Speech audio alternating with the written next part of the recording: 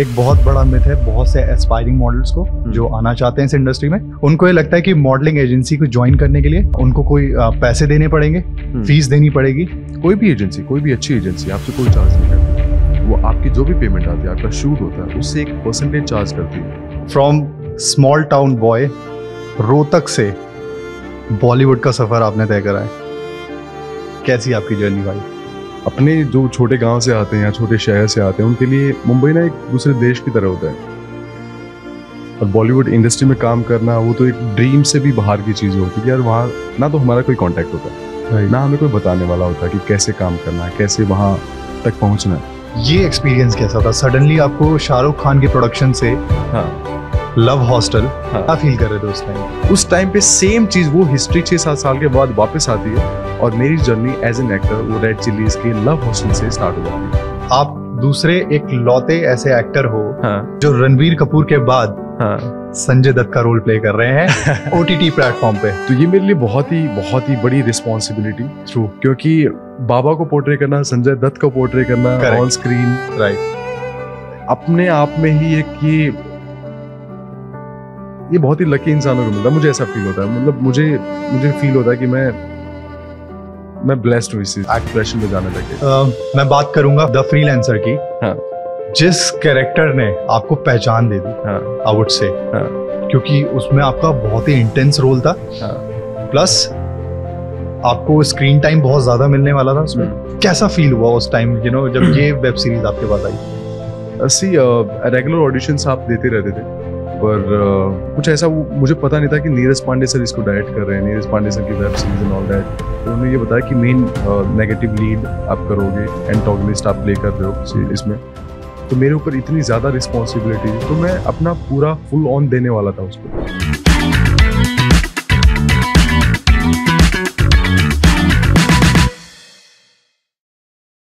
Welcome to the runway talk show with Auchitya. अभी तक इस चैनल पर हम आपको मॉडलिंग से रिलेटेड वो हर एक इंफॉर्मेशन प्रोवाइड कर रहे थे जिससे आप इस मॉडलिंग इंडस्ट्री में अपना करियर बना सको एज अ मॉडल और काम कर सको। बट अब हम आपके लिए लेकर आए हैं पॉडकास्ट की एक ऐसी सीरीज जहां पर हम इंडिया के सक्सेसफुल मॉडल, एक्टर और एंटरटेनमेंट इंडस्ट्री के उन सक्सेसफुल लोगों की जर्नी आपके साथ शेयर कर सके, ताकि हम उनकी जर्नी से बहुत कुछ सीख सकें, आपको राइट गाइडेंस मिल सके, और उससे भी जरूरी चीज, इस पॉडकास्ट के थ्रू हम आपको आपकी लाइफ में वैल्यू प्रोवाइड कर सकें। तो हमारी इस पॉडकास्ट की जर्नी में जो हमारे पहले गेस्ट हैं, जिनके साथ मैं कैमरा शेयर कर रहा हूं आज, उन्होंने भी अपनी करियर की शुरुआत मॉडलिंग से करी बॉलीवुड तक। यह सफर इजी नहीं था गाइस, बट उन्होंने अपने क्राफ्ट से, अपनी एक्टिंग स्किल से लोगों को एंटरटेन करा, और उसमें से एक उनकी हिट सीरीज का नाम है द फ्रीलांसर। आप सबने देखी है, आप लोगों ने उनके कैरेक्टर को बहुत ज़्यादा अप्रिशिएट भी करा है। Let's welcome him, the model, the actor, the leader, Navneet Malik. Welcome मेरे भाई। Thank you so much. Pleasure to having you. Pleasure mine। And thank you for having me here। Thank you very much। From small town boy Rohtak से बॉलीवुड का सफर आपने तय करा है। कैसी आपकी जर्नी भाई? It's a long journey but fun है यार। कभी सोचा नहीं था कि रोहतक से निकल के, या उससे पहले गांव में रहते थे, वहां से निकल के मुंबई तक पहुंचना। अपने जो छोटे गांव से आते हैं या छोटे शहर से आते हैं, उनके लिए मुंबई ना एक दूसरे देश की तरह होता है। और बॉलीवुड इंडस्ट्री में काम करना वो तो एक ड्रीम से भी बाहर की चीज़ होती है। यार वहाँ ना तो हमारा कोई कांटेक्ट होता, ना हमें कोई बताने वाला होता कि कैसे काम करना है, कैसे वहाँ तक पहुंचना है। तो रोहतक हम आए थे 2009-10 के आसपास। फिर मेरी कॉलेज स्टार्ट हो गई थी सोनीपत के वहाँ पर, उसके कहीं एक पास में गांव था झूनपुर, वहाँ पर मेरी कॉलेज होती थी। आपने सिविल इंजीनियरिंग भी करी? राइट। तो सिविल इंजीनियरिंग में वहाँ पे पढ़ता था। मैंने पहले डिप्लोमा किया, उसके बाद मैंने बीटेक की। बीटेक के फाइनल ईयर में मैं जॉब करता था दिल्ली में, दिल्ली के आउटस्कर्ट में। तो कॉलेज का जो फेस्ट होता है उसमें मैंने एक बार पार्टिसिपेट ले लिया था बीटेक के टाइम पे। अच्छा। तो वहाँ पर कुछ लोग आते थे जो दिल्ली से आते थे, कुछ मॉडलिंग करते थे। तो उन्होंने बताया कि ऐसे ऐसे हम मॉडलिंग करते हैं, आपको भी करना चाहिए। बस ऐसे ही छोटा सा जो बीज बोया गया था वो कॉलेज के टाइम पे वहाँ पर स्टार्ट हुआ था। देन मैं जब दिल्ली में जॉब करता था as a civil engineer, diploma base पे मेरी जॉब लगी थी, साथ ही साथ मैं ऑडिशंस देता था। ऑडिशन पे क्या होते थे कि आपकी फेसबुक होती थी उस टाइम पे, तो ऑडिशंस कहीं पे दिख गए कि यहाँ पर ऑडिशन हो रहा है, मैं वहाँ पर चला गया, कैमरा देखा, 100-200 लोग खड़े हैं, भीड़ लगी हुई है। पहले तो इतनी लाइनें लगती थी ना, आपने देखा होगा जब ऑडिशंस के लिए मैं जाते आपको थे, थॉट को यहाँ पर रोकूंगा। यस, आपका जो जर्नी का जो पैटर्न रहा है हाँ कि आप जॉब करते थे हाँ और उसके साथ साथ आपने ऑडिशन देने चालू करे, Right. एग्जैक्टली सेम मेरे साथ भी ऐसे ही हुआ कि मैं जॉब करता था हाँ और साथ ही साथ में मैं ऑडिशन देने जाता था क्योंकि मुझे वो एरिया एक्सप्लोर करना था। हाँ। देखो डेस्टिनी का अगेन कुछ पता नहीं होता आपको कहाँ लेके जानी हो रही होती है। आप जॉब करते हो, मुझे नहीं पता था कि मैं जॉब में ही आगे कंटिन्यू करूंगा या डेस्टिनी मुझे कहीं और लेके जाएगी। उसके बदौलत मैं ऑडिशंस देता था, ऑडिशन दिए भी नहीं थे एक्चुअली, मुझे डर लगता था कैमरा देख के, और मैं घर पे वापस भाग आता था। ये सिलसिला कुछ 1 साल चलता रहा। भाई एक चीज मैं जानना चाहूंगा हाँ कि मॉडलिंग के लिए आने में आपको किसने ऐसा इंस्पायर करा और आपको सडनली कैसा रियलाइज हुआ कि मुझे मॉडलिंग में जाना चाहिए? यार इंस्पायर बताया ना कि जैसे कॉलेज में मैंने फेस्ट जो हुआ था, वहां पर मुझे सिर्फ ऐसा लगा कि यार एक बार ट्राई करना चाहिए। मुझे कुछ पता भी नहीं था कैसे होगा, क्या होगा, कहाँ जाके क्या चीजें होती हैं, कुछ नहीं आइडिया था। सिर्फ मैं सिर्फ ऑडिशंस देना स्टार्ट किया था। धीरे धीरे करके आप ऑडिशंस, आप सोचते हो कि यार ऑडिशन जब आप जाते हो आपको सिलेक्ट ही होना होता है वहां से, जरूरी नहीं है। आप वहां जाते हो, एक कैमरा फेस पहला सबसे पहला स्टेप होता है, आप कैमरा फेस करना जानते हो, देखते हो, उससे डर लगना कम हो जाता है धीरे धीरे करके। तो वो चीजें मेरे अंदर अपने आप में ही इनबिल्ट अपने आप आने लगी थी धीरे धीरे करके, एक एक स्टेप करके। देन मैं मॉडलिंग के बारे में रिसर्च करने लगा, होती क्या है। इंटरनेशनल मॉडल्स की पिक्चर्स अपने लैपटॉप में, मोबाइल में सेव करके रखता था, देखता था पोजिंग कैसे करते हैं। आपने कौन से ईयर में मॉडलिंग स्टार्ट करी थी भाई? मैंने 2014 में स्टार्ट की थी। 2014 में? हाँ। और मुझे जहाँ तक कि याद है कि उन सालों में इतनी इंफॉर्मेशन ना ही तो किसी सोशल मीडिया प्लेटफॉर्म पे होती थी। राइट। तो हम लोग को लिटरली जगह जगह जाना पड़ता था राइट। चीजों को समझने के लिए। हाँ, तो वही जो सिलसिला 1 साल जो चला, वो सेम प्रोसेस था मेरा। जा जाके ऐसे सिर्फ देता था, कभी सिलेक्ट नहीं हुआ था मैं वहाँ पर। जी। काफी दूर दूर चंडीगढ़ गया, कभी कहीं गया। बट उस 1 साल के जस्ट एंड जब होने वाला था उस साल का, मेरे बीटेक का फाइनल ईयर था, एग्जाम आने वाले थे, सेम प्रोसेस जो मैं रोज जाता रहता था वहां पर, मुझे एक अलीट मॉडल लुक का ऑडिशन मैंने देखा फेसबुक पे कहीं पे रैंडमली, और मैं घर जा रहा था उस दिन। मैं सोचा कि मैं ऑडिशन जाके एक बार दे ही देता हूँ, क्या होगा। जी। तो मैंने ऑडिशन दिया अलीट मॉडल लुक का, दिल्ली के 2014 में? 2014 में। तो मैंने सिर्फ ऑडिशन दिया था दिल्ली के सिलेक्ट सिटी मॉल से, और वहां पर मैं रिजेक्ट हो गया था। टॉप 6 में खड़ा था पर रिजेक्ट कर दिया, टॉप 4 उन्होंने सिलेक्ट किए। देन 2 दिन के बाद कैलकाटा में ऑडिशन था, सेम ऑडिशन। अंदर से इंट्यूशन आया कि तुझे कैलकाटा जाना चाहिए। आपको कैसा फील हुआ पहली रिजेक्शन देख के कि आप मैं 1 साल से रिजेक्शन ही ले रहा था, अच्छा, तो मेरे लिए कुछ नया नहीं था वो चीज। तो आपने एक्सेप्ट कर लिया था रिजेक्शंस को? ऑडिशंस में रिजेक्ट होते हैं। हाँ। क्योंकि मैंने देखा है कई बहुत से मॉडल रिजेक्शंस को एक्सेप्ट नहीं कर पाते और वो बहुत ही जल्दी छोड़ देते हैं उसके बाद। राइट। तो मॉडलिंग में रिजेक्शंस एक पार्ट है जो कि मुझे समझ में आता है। तो देखो इस इंडस्ट्री में खासकर हम डेली के ऑडिशंस देते हैं, डेली की कास्टिंग, डेली की मीटिंग्स होती है हमारी, पर एट द सेम टाइम जरूर नहीं कि आप हर जगह सिलेक्ट हो। क्योंकि अगर आप उस साइड से देखोगे, जरूर नहीं कि उस ब्रांड के लिए आप सही हो। भले ही आप बहुत अच्छे मॉडल हो, भले ही आप बहुत अच्छे एक्टर हो, जरूर नहीं कि आप हर जगह फिट हो। तो it's a part of our job कि आपको रिजेक्शंस मिलने ही मिलने, चाहे तो आप उनको रिजेक्शंस मान लो, चाहे आप बोलो कि मैं वहां पर फिट नहीं हो रहा था। तो ये आपको माइंड को सिखाने का, ट्रेन करने का तरीका है। जितना जल्दी आप अपने आप को ट्रेन करोगे रिजेक्शंस के लिए, क्योंकि it's a part of our job. आप स्टार्स भी बन जाओगे, सुपरस्टार भी हो जाओ, तब भी रिजेक्शंस आते ही आते हैं। तो जितना जल्दी इन चीज़ों को समझ जाओगे, मेरे लिए मेरी लाइफ में क्या हुआ कि उस पहले साल ने मुझे रिजेक्शंस बहुत बहुत कमाल के तरीके से सिखा दिया। क्योंकि एक भी जॉब नहीं मिली थी 1 साल में। बिल्कुल ही ऐसा हो गया था कि जाता था पर कभी मुझे स्ट्रगल भी फील नहीं हुआ। एट द सेम टाइम होता ना कि यार तुम बहुत स्ट्रगल करे, 1 साल धक्के खा लिए, अब क्या होगा।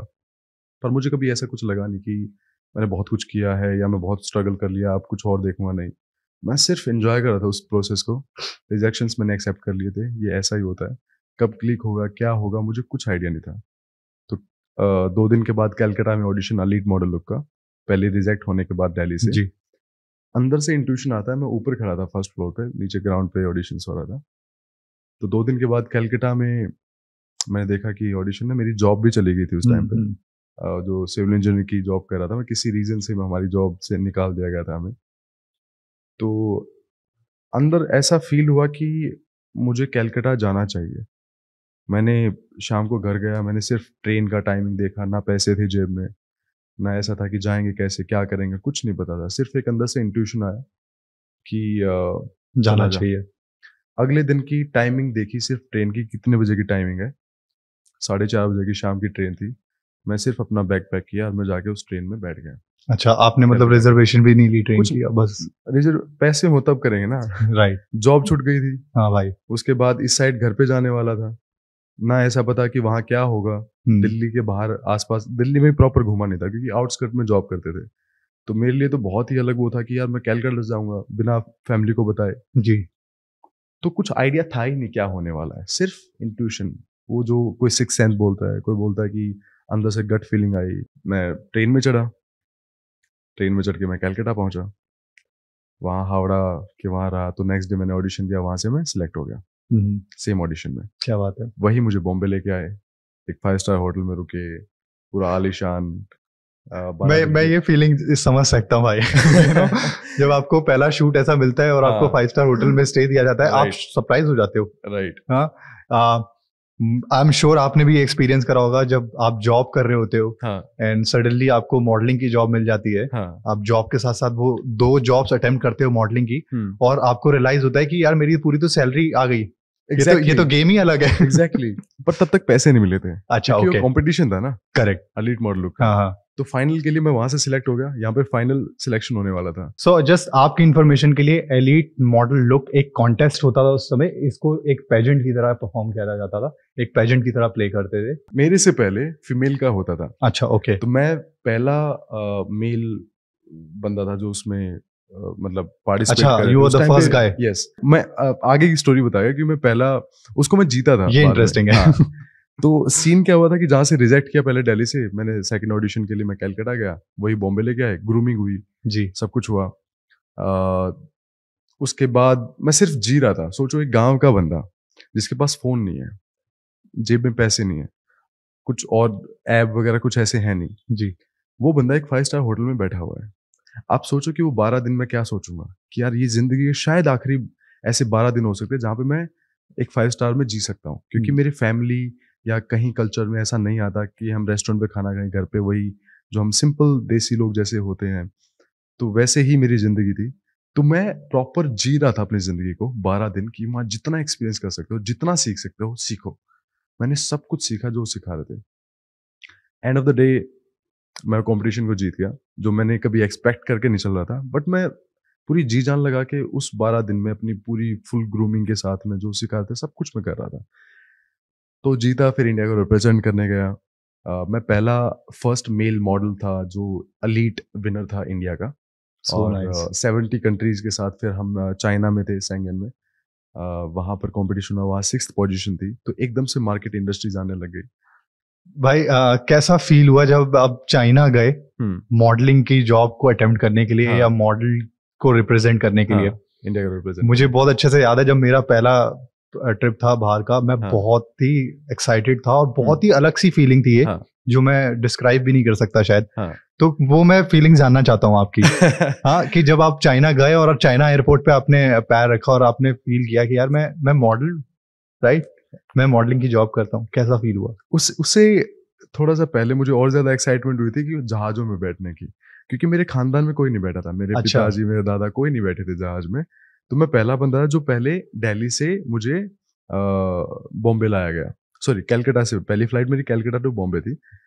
पहले जहाज को देखा, फिर जब मैं इंटरनेशनली गया वहां पर एक बड़ा जहाज था, राइट, इंटरनेशनल। तो उसकी वो एक्साइटमेंट बड़े अलग planes से, है। कोई कुछ लेके आ रहा है, कोई और उस समय पता है क्या फनी चीज लगती है कि ये जो आ रहा है इसके पैसे तो नहीं लेंगे। हाँ हाँ, कह रहा कि आप कुछ भी ले सकते हो। ओके, ये पूरा बार का बार लेके आ रहे हैं, ऑल दैट। मेरा तो कुछ ऐसा था नहीं, पर इतना इंटरेस्टिंग था वो सब। इतना बड़ा प्लेन, तुम पहली बार बैठ रहे हो। और मेरी फर्स्ट फ्लाइट जो लैंड हुई थी वो हांगकांग में हुई थी। हांगकांग बॉर्डर क्रॉस करके हम चाइना के अंदर गए थे। तो मैं 2 कंट्री मैं बोल सकता हूँ कि मैं वहां पर पैर रख के आया था। तो एक्साइटमेंट बहुत ज्यादा थी। अगेन वहां पे 5 स्टार होटल में रह रहे थे, पूरे वर्ल्ड से लोग आ रहे थे। तो उनके साथ कम्युनिकेशन, फ्रेंडशिप जो हो रही थी, अलग अलग चीजें सीखने को मिला। तो मेरा विजन बहुत डिफरेंट हो गया था एकदम। कट टू महीने के अंदर ही तुम गांव के जो मेंटेलिटी थी उससे तुम इंटरनेशनली मार्केट के लोगों के बीच में बैठे हो जो अपने अपने कंट्रीज के विनर हैं जी। उनके साथ बैठ के बात करके तुम्हारा परसेप्शन ही अलग लेवल का हो जाता है। वहां पर अगेन मेरी ग्रूमिंग वगैरह हुई, फिर मैं वापस आया। तो आपको लगता है भाई कि आप जिस जगह को या जिस जगह को आप जीना चाहते हो, हाँ, आप उनके बेस्ट लोगों के साथ सराउंडेड हो जाओ तो आप ग्रो करोगे। एब्सोल्युटली। ये लाइफ का भी है, ये जरूरी नहीं किसी फील्ड के बारे में अगर बात करो, ये आप लाइफ में भी अगर ग्रो करना चाहते हो ना, जिस तरीके के लोगों के आप सराउंडिंग में आप रहोगे वैसे ही एनर्जी आपको आपकी एनर्जी भी चेंज होती है एट द सेम टाइम। आपकी एज एन इंडिविजुअल भी आप अपने आप को ग्रो करते हो, क्योंकि जिस तरीके से वो बातें करेंगे, जो उनकी थॉट प्रोसेस होती है, आप कहीं ना कहीं समझने की कोशिश करते हो कि ये बंदा सोचता कैसे है। राइट। फिर आप उस पर काम करना चालू करते हैं, यार मैं भी कुछ ऐसा है, ये बेटर लाइफस्टाइल लग रहा है या ये बेटर तरीके से मुझे अपने गोल तक लेके जा रहा है। राइट। अगेन वही सराउंडिंग वैसे ही होनी चाहिए। मेरी लाइफ में कुछ मंत्र बोलो या फिर कुछ रूल्स हैं जिस तरीके से मैं कोशिश करता हूँ अपनी लाइफ को पोर्ट्रे करने का। फॉर एग्जांपल अगर फ्रेंड्स हैं मेरे आसपास, तो बेसिकली अगर वो आपकी लाइफ में पर्सनली ग्रो करवा रहे हो या आपको पीस दे रहे हो, जहाँ पे शांति मिल रही है, या प्रोफेशनली ग्रो करवा रहे हो कहीं ना कहीं, मुझे लगता है कि वैसे लोगों की अगर सराउंडिंग रखोगे तो मुझे लगता है कि आप अपनी लाइफ में, आप अपने प्रोफेशनल लाइफ में ग्रो कर पाओगे इजीली। उसके अलावा फिर वो टाइम पास वाला हो जाता है कि 5 साल के बाद अगर आप देखोगे कि मैं कहाँ पर बैठा हुआ हूँ, तो आपको लगता है कि यार मैंने टाइम वेस्ट कर दिया। Correct, correct. तो ये सब चीजें होती है। तो भाई मेरे को बताना, आपने फ्रीलांस मॉडलिंग से स्टार्ट करी हाँ, अपनी जर्नी, हाँ, राइट? तो आप मेरे को ऑडियंस को ये समझा सकते हो कि फ्रीलांस से मॉडलिंग स्टार्ट करना बेटर है या किसी मॉडलिंग एजेंसी से स्टार्ट करना बेटर है, जो भी एज अ बिगनर अपनी जर्नी स्टार्ट करना चाहता है as a model? Right, I think it's a very amazing question जो मेरे ख्याल से हर यंगस्टर को पता होना चाहिए कि उनकी स्टार्ट कैसे करना चाहिए, क्योंकि वही एक ऐसा स्टेप होता है जहाँ पे अगर आपने राइट स्टेप रख दिया तो आप जल्दी अचीव कर सकते हो गोल्स वगैरह, नहीं तो आप राउंड राउंड राउंड घूमते रहते हो, बहुत लूप होल में भी कई बार फंस जाते हो। तो मैं हमेशा सजेस्ट करता हूँ कि एक एजेंसी का होना बहुत जरूरी है, क्योंकि जो प्रोफेशनल्स होते हैं, इट्स लाइक अ बिजनेस। हम एक अपनी कोई एक कला ही तो है ये हमारे अंदर, जो भी हम सेल कर रहे हैं, इट्स अ बिजनेस। तो जो बिजनेस करने वाले हैं, जिनको पता है कि इसको सेल कैसे करना है, अगर वो सेल कर पाएंगे आपको, तो मेरे ख्याल से बेटर तरीके से आप अपने गोल्स को, आप अपने शूट्स को इजीली अचीव कर पाएंगे, जो भी आप लाइफ में करना चाहते हैं। तो जो भी फ्रीलांस या कोशिश करता है, क्योंकि सबसे पहले ओके स्टेप बाय स्टेप चलते हैं, एजेंसी भी आपको ऐसे ही इंटरटेन नहीं करती है। आपके पास एक एक बेस होना बहुत ज़रूरी है, जिसके लिए आपकी पिक्चर्स होनी ज़रूरी है आपके पास। आपकी बॉडी पे आपको काम करना ज़रूरी होता है। तो जो उनको रिक्वायरमेंट है, जो एक मॉडलिंग इंडस्ट्री को रिक्वायरमेंट है, अगर वो आपके पास है तो वो एंटरटेन करेंगे। तो उससे पहले आप अपने अपने खुद को देखो कि क्या वो सब आपके पास है, या आपको क्रिएट करना पड़ेगा, या आपको अपने ऊपर काम करना पड़ेगा।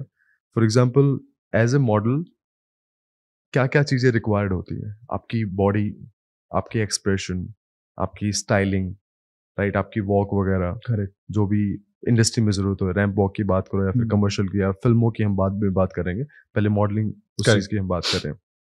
अगर वो सब चीज़ें हैं, फिर आपके फोलियो देखे जाते हैं कि आपकी पिक्चर्स क्या-क्या हैं। तो बेसिकली आप कहना चाह रहे हो कि मॉडलिंग में स्टार्ट करने के लिए आपको अपने ऊपर ग्रूमिंग सबसे पहले करनी पड़ेगी। आपको अपने एक्सप्रेशंस, अपनी बॉडी पोस्चर, आपको अपनी वॉक, अपनी फिजिक को अट्रैक्टिव बनाना पड़ेगा, बिकॉज आप एक एंटरटेनमेंट इंडस्ट्री में आ रहे हो। तो आपको मॉडलिंग स्टार्ट करने से पहले अपने ऊपर काम करना चाहिए। उससे पहले आप मॉडलिंग एजेंसी को रीच आउट करो, उससे पहले अपने ऊपर काम करो। आप अगर आप फुल फ्लेज्ड रेडी हो तो आपको शायद एक बहुत बेटर एजेंसी आपको पिक कर ले, शायद वो ए लिस्टर्स के बीच में आपको रिप्रेजेंट कर दे। तो ये आपके हाथ में, आप किस लेवल पे आप उनको अप्रोच कर रहे हो। एक बहुत बड़ा मिथ है बहुत से एस्पायरिंग मॉडल्स को जो आना चाहते हैं इस इंडस्ट्री में, उनको ये लगता है कि मॉडलिंग एजेंसी को ज्वाइन करने के लिए उनको कोई पैसे देने पड़ेंगे, फीस देनी पड़ेगी। तो आप मुझे ये बताओ कि क्या मॉडलिंग एजेंसी को पैसे देने पड़ते हैं? तो एक मॉडल को हमेशा एक एजेंसी के साथ होना बहुत जरूरी होता है, एक अच्छी एजेंसी के साथ। कोशिश करें जितना जल्दी आप उनसे कनेक्ट हो पाए, जितनी प्रोफाइल आप स्ट्रॉन्ग कर पाए इनिशियल लेवल पे, देन कोई भी एजेंसी, कोई भी अच्छी एजेंसी आपसे कोई चार्ज नहीं करती।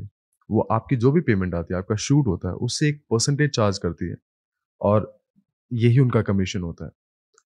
तो अगर कोई बोलता भी है आपको कि पैसे लेके करवाने वाले हैं और कुछ ऐसा कि हम ये दिला देंगे, आप इतना पे कर दो, वो थोड़ा-सा सतर्क रहें, सावधान रेड रहें। फ्लैग। रेड फ्लैग स्टार्टिंग से रेड फ्लैग होता है, क्योंकि वैसे बहुत मिलेंगे आपको और जी। स्पेशली न्यू कमर्स के साथ जो इंडस्ट्री में आने की कोशिश करते हैं, जिनको पता नहीं है, उनके साथ ये धोखाधड़ी बहुत ज़्यादा होती है। हम्म। तो स्टार्टिंग से अवेयर हो जाएँ और मेरे ख्याल से ये पॉडकास्ट भी बहुत हेल्प करेगा लोगों को और ये बहुत अच्छी चीज़ है जो हम अवेयरनेस के आप जो स्टार्ट किया वो अवेयरनेस के लिए बहुत-बहुत काम आने वाला है लोगों के लिए। तो स्टार्टिंग से ही अगर इन चीज़ों की अवेयरनेस होगी, लोगों का टाइम से होगा सबसे पहले, क्योंकि ये बहुत ही आपकी लाइफ का भी बहुत ब्यूटीफुल ईयर्स होते हैं ये साल जो आपके जवानी के होते हैं ना। आप 17-18 जी साल से स्टार्ट जी करते हो, 20, 25, 27, 28, 30 तक आप खींचते हो मॉडलिंग जी। करियर या करते हो। ये बहुत ही कमाल के साल होते हैं। इसमें जितना ज़्यादा टाइम वेस्ट ना हो, हम्म। उतना कोशिश करें। जी। उसके लिए आप दूसरों की गलतियों से सीख सकते हैं कि राइट। पहले किसी ने क्या किया है। पहले अगर कोई मॉडलिंग में काम करते हैं, उन्होंने क्या-क्या चीज़ें फेस की हैं या मुझे लाइफ में कहाँ तक जाना है, उसके लिए मुझे क्या-क्या चाहिए। अब इनमें ये चीज़ें मैंने नोट डाउन कर ली, ये मुझे पर्सनल लाइफ में ग्रो करना है, ये मैंने प्रोफेशनल में ग्रो करना है, इस तरीके से मुझे वहाँ पहुँचना है। अब देखो कि वो ग्रो करने के लिए दूसरे बंदे अगर ऑलरेडी वहाँ काम करते हैं, उनकी क्या-क्या प्रॉब्लम्स हुई है, जितना कोशिश करो जानने की उतना ज़्यादा बेहतर होता है। क्योंकि एक कहावत है चाणक्य की कि लाइफ में अगर आपको आगे बढ़ना है ना, आपको अगर सक्सेसफुल होना है, तो आप अपनी गलतियाँ करने और उनसे सीखने की कोशिश करोगे, तो पूरी ज़िंदगी निकल जाएगी सीखने में। तो दूसरों की गलतियों से सीखो ताकि उन गलतियों को रिपीट ना किया जाए। ओ, वेरी स्ट्रॉन्ग। हाँ, ये बहुत ही डीप है। आ, जो लोग इसको समझना चाहते हैं ध्यान से वो समझ सकते हैं कि आप दूसरों की गलती, जो मॉडलिंग इंडस्ट्री में जो ऑलरेडी सक्सेसफुल बन चुके हैं, हाँ। उन्होंने भी गलती करी है और डेफिनेटली आप उनकी गलतियों से सीख सकते हो। तो ये बहुत डीप बात बोली आपने। हाँ, गलतियाँ बोलो या एक्सपीरियंस बोल लो, मैं किसी को नेगेटिव या पॉजिटिव में नहीं बोल रहा हूँ कि उसकी गलती थी या नहीं थी। करेक्ट। उनका वो एक्सपीरियंस था, वो एक्सपीरियंस करके क्या उनको कट टू शॉर्टकट कुछ मिला या उनको अचीव जो करना था लाइफ में गोल करने थे, क्या वो टाइम पे या सही से पहुँच पाए? क्या आपके पास उतना टाइम है? क्या आप अगर 24 ईयर्स में अगर आप स्टार्ट करते हो या 26 साल के स्टार्ट कर रहे हो मॉडलिंग करियर को, आपके पास कितना टाइम होगा? क्या आप वो गलतियाँ करने बैठोगे या फिर वो लंबे रास्ते के लिए जाओगे या आराम से बैठे रहोगे, कुछ अच्छा काम आएगा, नहीं आएगा? आप एक स्मार्ट वर्क करते हो हमेशा, राइट। कि एक अच्छी एजेंसी पहले पिक कर ली, अपने ऊपर काम किया, मेरी बॉडी लैंग्वेज पे काम किया, मेरे एक्सप्रेशंस पे काम किया, देन मैं कैसे अपने आप को रिप्रेजेंट करता हूँ, कैसे कंफर्टेबल रहता हूँ कैमरे के सामने। मॉडलिंग में डिफरेंट डिफरेंट तरीके के शूट्स होते हैं। मॉडलिंग में भी आप कमर्शियल की अगर बात करो या फिर फोटोशूट की बात करो, उसमें भी कोई शेरवानी, कोई कुछ, कोई जी वेस्टर्न स्टाइल। जी। तो आप कितने कंफर्टेबल होते हो उन क्लोथ्स के साथ में कैमरा के सामने जब खड़े होते हो, तो वो मैटर करता है। तो जितना एक्सपीरियंस आप ले पाओगे, जितनी प्रैक्टिस कर पाओगे चीज़ों की, जितना आप अपने आप को समझ पाओगे कि मैं कौन हूँ, मैं किस तरीके से मैं क्या करना चाहता हूँ, किस तरीके से मुझे गोल्स तक पहुँचना है, क्या मैं प्रैक्टिस कर रहा हूँ रोज़ की रोज़, क्या मैं अपने आप को समझ पा रहा हूँ कि मेरी मेरी बॉडी कैसे काम करती है, किस तरीके से काम करती है, क्या एंगल में सही बैठ रही हैं चीज़ें। तो वो सब अगर आप समझ पाओगे, तो आप खेलने लग जाओगे एक टाइम के बाद कैमरे के साथ। मैं अच्छा काम तभी करने लगा था जब मैं अपनी प्रोफाइल्स को पहचान गया था। हाँ। जब मैं अपने लुक्स को पहचान गया था कि मैं ये लुक दूंगा, हाँ। तो मुझे पता है वहां पिक्चर कैसी आई है और मुझे हाँ। उसके बाद में पीछे बिहाइंड द कैमरा मेरे को कैमरे पे देखने की जरूरत नहीं पड़ती थी कि मेरी पिक्चर कैसी आ रही है, क्योंकि मैं कॉन्फिडेंट फील करता था। राइट। आज के टाइम पे मॉडलिंग इंडस्ट्री में जाने के लिए आपको जेन्युइनली पोर्टफोलियो की जरूरत है या मॉडलिंग एजेंसीज विदाउट पोर्टफोलियो भी ले लेती हैं पोलोराइड्स पे, इंट्रोडक्शन वीडियो पे? सी होता क्या है ना कि क्लाइंट्स को आपको देखने की ज़रूरत होती है कि आप दिखते कैसे हैं, आपकी बॉडी लैंग्वेज कैसी होती है, आप कैमरा के सामने परफॉर्म कैसे करते हो। तो पोर्टफोलियो उसमें काम आता है। आजकल फ़ोन के कैमरा भी इतने स्ट्रांग हो चुके हैं, आप वहाँ से भी फ़ोटो खींच के अगर प्रोफेशनली आप दिखा सकते हो, उनको कन्विंस कर सकते हो कि ये बंदा कुछ कर सकता है, तो आपको मिल सकती है। कोई अच्छी एजेंसी हुई, उनको लगा कि यार इसका फेस काम कर सकता है, भले इसके पास पिक्चर्स ना हो। वो लक के ऊपर भी डिपेंड करता है कि आप कहाँ पे राइट लोगों के साथ राइट टाइम पे राइट प्लेस पे अगर हो आप, तो आपकी आपकी चीज़ें बदल सकती हैं बिल्कुल। करेक्ट। एजेंसीज़ के लिए ज़रूरी होता है, कई एजेंसीज़ क्या होते हैं, उनको अगर आपका लुक सिंपल पिक्चर्स अगर देख ली, उनको लगता है कि यार इसके ऊपर हम काम कर सकते हैं, तो वो शायद आपको कॉल करके बुला ले और वो आपकी जो प्रोफेशनल पिक्चर्स हैं वो वहाँ पर क्लिक करवा दें। बट हाँ, बेसिकली ज़रूरत होती है पिक्चर्स की एजेंसी ज्वाइन करने के लिए, ताकि आपको वो एंटरटेन भी करे ना। वो लक बाई चांस की बात है, कहीं पर पिक्चर्स उनको पसंद आ गई और वो आपको कांटेक्ट कर रहे हैं पीछे से, जी। आपको अप्रोच करना पड़ता है। जितने मास ऑडियंस जो न्यू कमर्स हैं उनको नहीं पता कि प्रोफेशनली पिक्चर्स कैसे खिंचवाते हैं, क्या पोजिंग होती है, तो वो फ्रेश माइंड से आएंगे, उनको नहीं पता कि किस पिक्चर को भेजूंगा तो सिलेक्ट हो जाएंगे। तो हाँ, इनिशियली आप अपने ऊपर काम करें, पोजिंग वगैरह देखते रहें। आप सिर्फ रिसर्च भी करोगे ना जी। मॉडल्स वगैरह की, तो आपको पता चला किस तरीके की पोजिंग होती है। आप फोन में भी खींच कर अगर आप भेज दोगे तो शायद कोई एजेंसी जिनको समझ में आ जाए, जो एक राइट एजेंसी होगी, तो आपको पिक कर लेगी। या भाई करेक्ट, क्योंकि आजकल ना कुछ एजेंसीज को मैंने देखा है जो अपनी वेबसाइट पे वो केवल पोलराइड्स और इंट्रोडक्शन वीडियो मांगती है, दैट्स इट। और कई मॉडल्स को मैं मिला भी हूँ दिल्ली में, जो एजेंसी को ज्वाइन करके उन्होंने काम चालू कर दिया विदाउट इवन पोर्टफोलियो। सो उनको इन्वेस्ट करने की भी जरूरत नहीं है, which is a very good thing. उनको पोर्टफोलियो में पैसे इन्वेस्ट करने की जरूरत नहीं है और वो अपनी मॉडलिंग की जर्नी शुरू कर सकते हैं विद एजेंसी। और एक चीज और मैं पूछना चाहूंगा भाई कि पोर्टफोलियो और पोलराइड्स में क्या डिफरेंस होता है और इंट्रोडक्शन क्या चीज होती है? सबसे पहले हम पोर्टफोलियो की बात करेंगे। पोर्टफोलियो होता है प्रोफेशनल पिक्चर्स। तो कोई भी मॉडल अगर कोई इंडस्ट्री में काम करते हैं तो वो अपने फुल फ्लैश मेकअप के साथ में पूरे फुल स्टाइलिंग के, लाइटिंग के, प्रोफेशनल कैमरा से आप जो क्लिक करवाते हैं वो आपकी पोर्टफोलियो में काउंट होती है। या जो आपने काम किया है वो भी पिक्चर्स आप उसमें करते हो, तो ये प्रॉपर आपका पोर्टफोलियो बनता है। जो आपने काम कर लिया या जो भी एक प्रोफेशनल पिक्चर है उनको हम पोर्टफोलियो का नाम देते हैं। अब आते हैं पोलराइड्स। पोलराइड्स क्या होता है कि आपकी बेसिक पिक्चर्स होती है, आपके क्लाइंट को पता चले कि यार ये नेचुरल लुक में ये ऐसा दिखता है। अच्छा। तो वो आपको प्रोफेशनली जरूरत नहीं कोई एडिटिंग करने की, वो नॉर्मली आप फोन से क्लिक कर सकते हो। आप स्ट्रेट करते हो, फिर 90 डिग्री पे करते हो, फिर इस साइड लेफ्ट राइट दिखा के देन आपकी फुल लेंथ की पिक्चर होती है, वो आपकी पोलराइड्स में आती है। एंड देन आता है इंट्रोडक्शन वीडियोस। इंट्रोडक्शन वीडियोस में एक वीडियो फॉर्मेट में आपकी रिकॉर्डिंग ली जाती है, जहाँ पे अपना नाम, एज, हाइट बताते हो। तो उससे कास्टिंग डायरेक्टर को या जो भी रिक्रूटर है उनको पता चलता है कि करंट लुक आपका क्या है, आज के दिन आप कैसे दिखते हो, नेचुरली आप बोलते कैसे हो, स्माइल कैसे करते हो, आपके एंगल्स वीडियो उस तरीके में कैसे दिखते हैं। तो वो बेसिकली आपके टीवी सीरीज में काम ज़्यादा आते हैं, आपके फिल्म या फिर आप कोई भी ऐसा प्रोजेक्ट करते हो जहाँ पे एक मूविंग या वीडियो फॉर्मेट में जो भी आप काम करते हो, तो उसमें ज़्यादा इंट्रोडक्शन मांगी जाती है। बाकी मॉडलिंग वर्ल्ड में अगर बात करें तो बेसिकली आपके पोलराइड्स ज़्यादा इंपॉर्टेंट होते हैं। अच्छा। यस। सी मेरी लाइफ में कुछ रूल्स मैंने अपने आप को ग्रूम करते टाइम बनाए थे। जो स्टडी करता था मैं, कुछ बुक्स वगैरह पढ़ता था या कहीं से मैंने पॉडकास्ट वगैरह सुने, तो मैंने कुछ कुछ पॉइंट ना बहुत दिमाग में बिठा लिए थे। तो एक बहुत स्ट्रॉन्ग पॉइंट था, जैसे मैंने चाणक्य की नीति बताई थी वो चीज़। देन ये एक सेकंड पॉइंट था जो मेरी लाइफ में बहुत इंपॉर्टेंट रोल प्ले करता है कि जब आप अपनी लाइफ के करियर में टॉप में पहुंच रहे हो ना, जब आपका बहुत अच्छा चल रहा है, सब कुछ चल रहा है, उसी टाइम पे आपका जो नेक्स्ट स्टेप है उसके बारे में सोचने लग जाओ। ना कि वो ग्राफ डाउन आए और फिर उसके बारे में सोचो। उसमें होता क्या है ना कि डाउन आते टाइम अगर वो हुआ कि नहीं हुआ, आपके पास टाइम कम रह जाता नेक्स्ट चीज को ग्रूम करने के लिए, सीखने के लिए, तो आप शायद कोई डिप्रेशन में या फिर वो चीज आपको फेस करनी पड़ जाती है कई बार, क्योंकि आप उस साइड से डाउन हो गए हो, इस साइड से नई चीज सीखने की कोशिश कर रहे हो, काम नहीं है, फिर कुछ भी काम उठाया, तो वो कहीं ना आपको किसी अलग एंगल में, नेगेटिव स्पेस में लेके चला जाता है। तो मेरा हमेशा से एक रूल रहा है कि जब आप टॉप में हो ना जी, उसी टाइम पे आप नेक्स्ट स्टेप के बारे में सोचने लग जाओ। तो मैंने वहीं पे अपने आप को ग्रूम करा। मेरी मॉडलिंग बहुत अच्छी चल रही थी, मतलब जैसे मैं यहाँ पर आया था तो एजेंसीज ने पिक कर लिया था मुझे। उससे पहले भी कई पॉइंट्स ऐसे थे जो शायद हमने पहले डिस्कस नहीं की।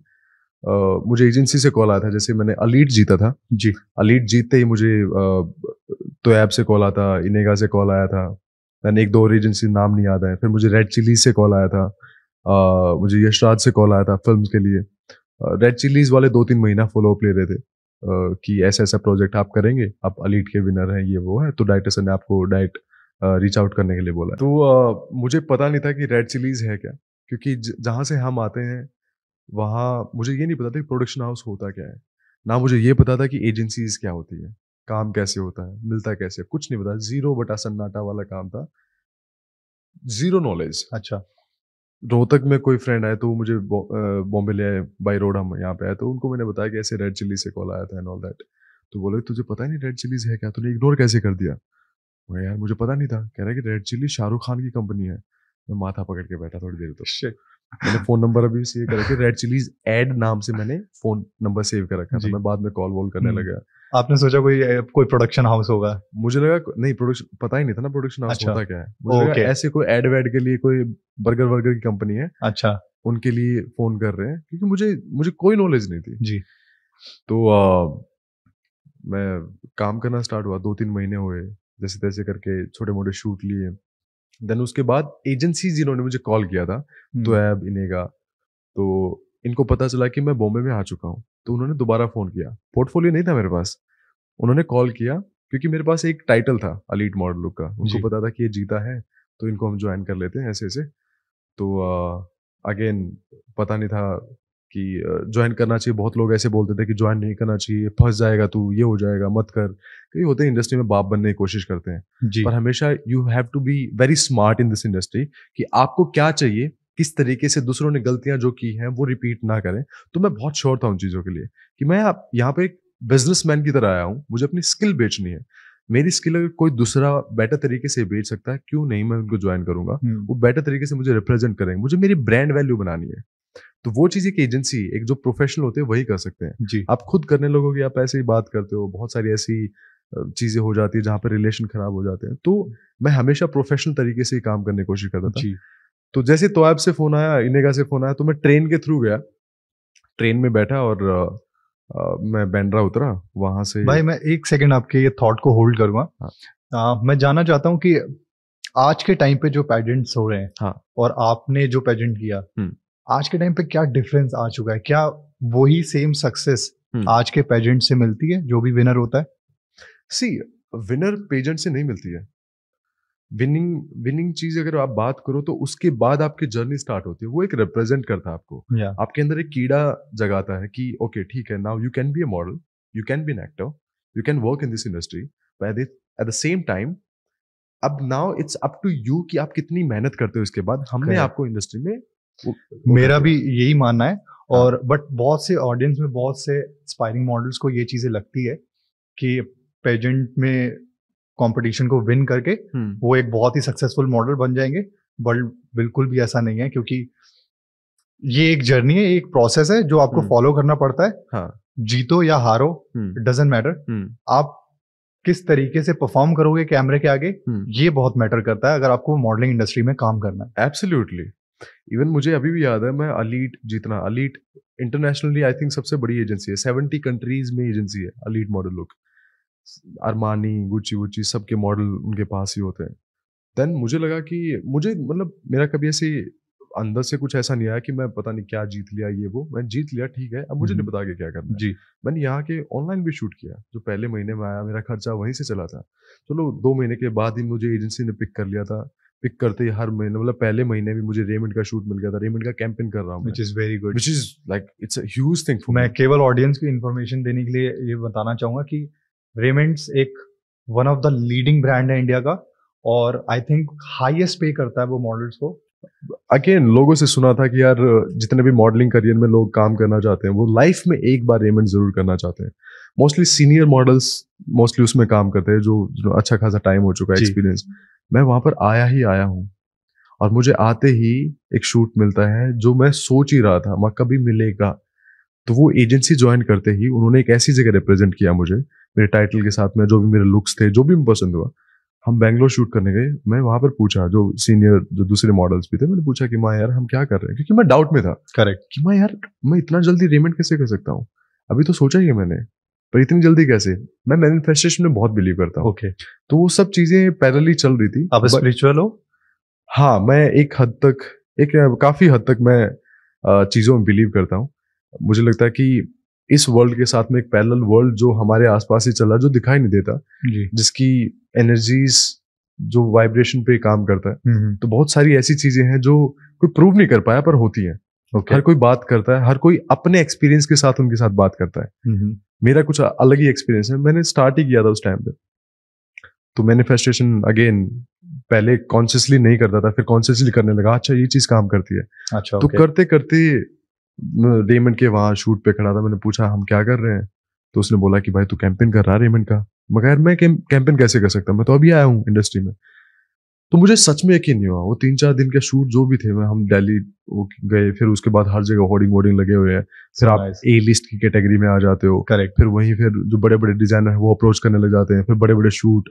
मतलब ये मान लो कि उस दौरान उस 3-4 साल के बीच में कोई ऐसा बड़ा ब्रांड नहीं था जो मैंने, हार्ले डेविडसन का मैं पहला मॉडल हूँ जो इंडिया में पहला जिसने किया है शूट, इसका टीवीसी किया था मैंने।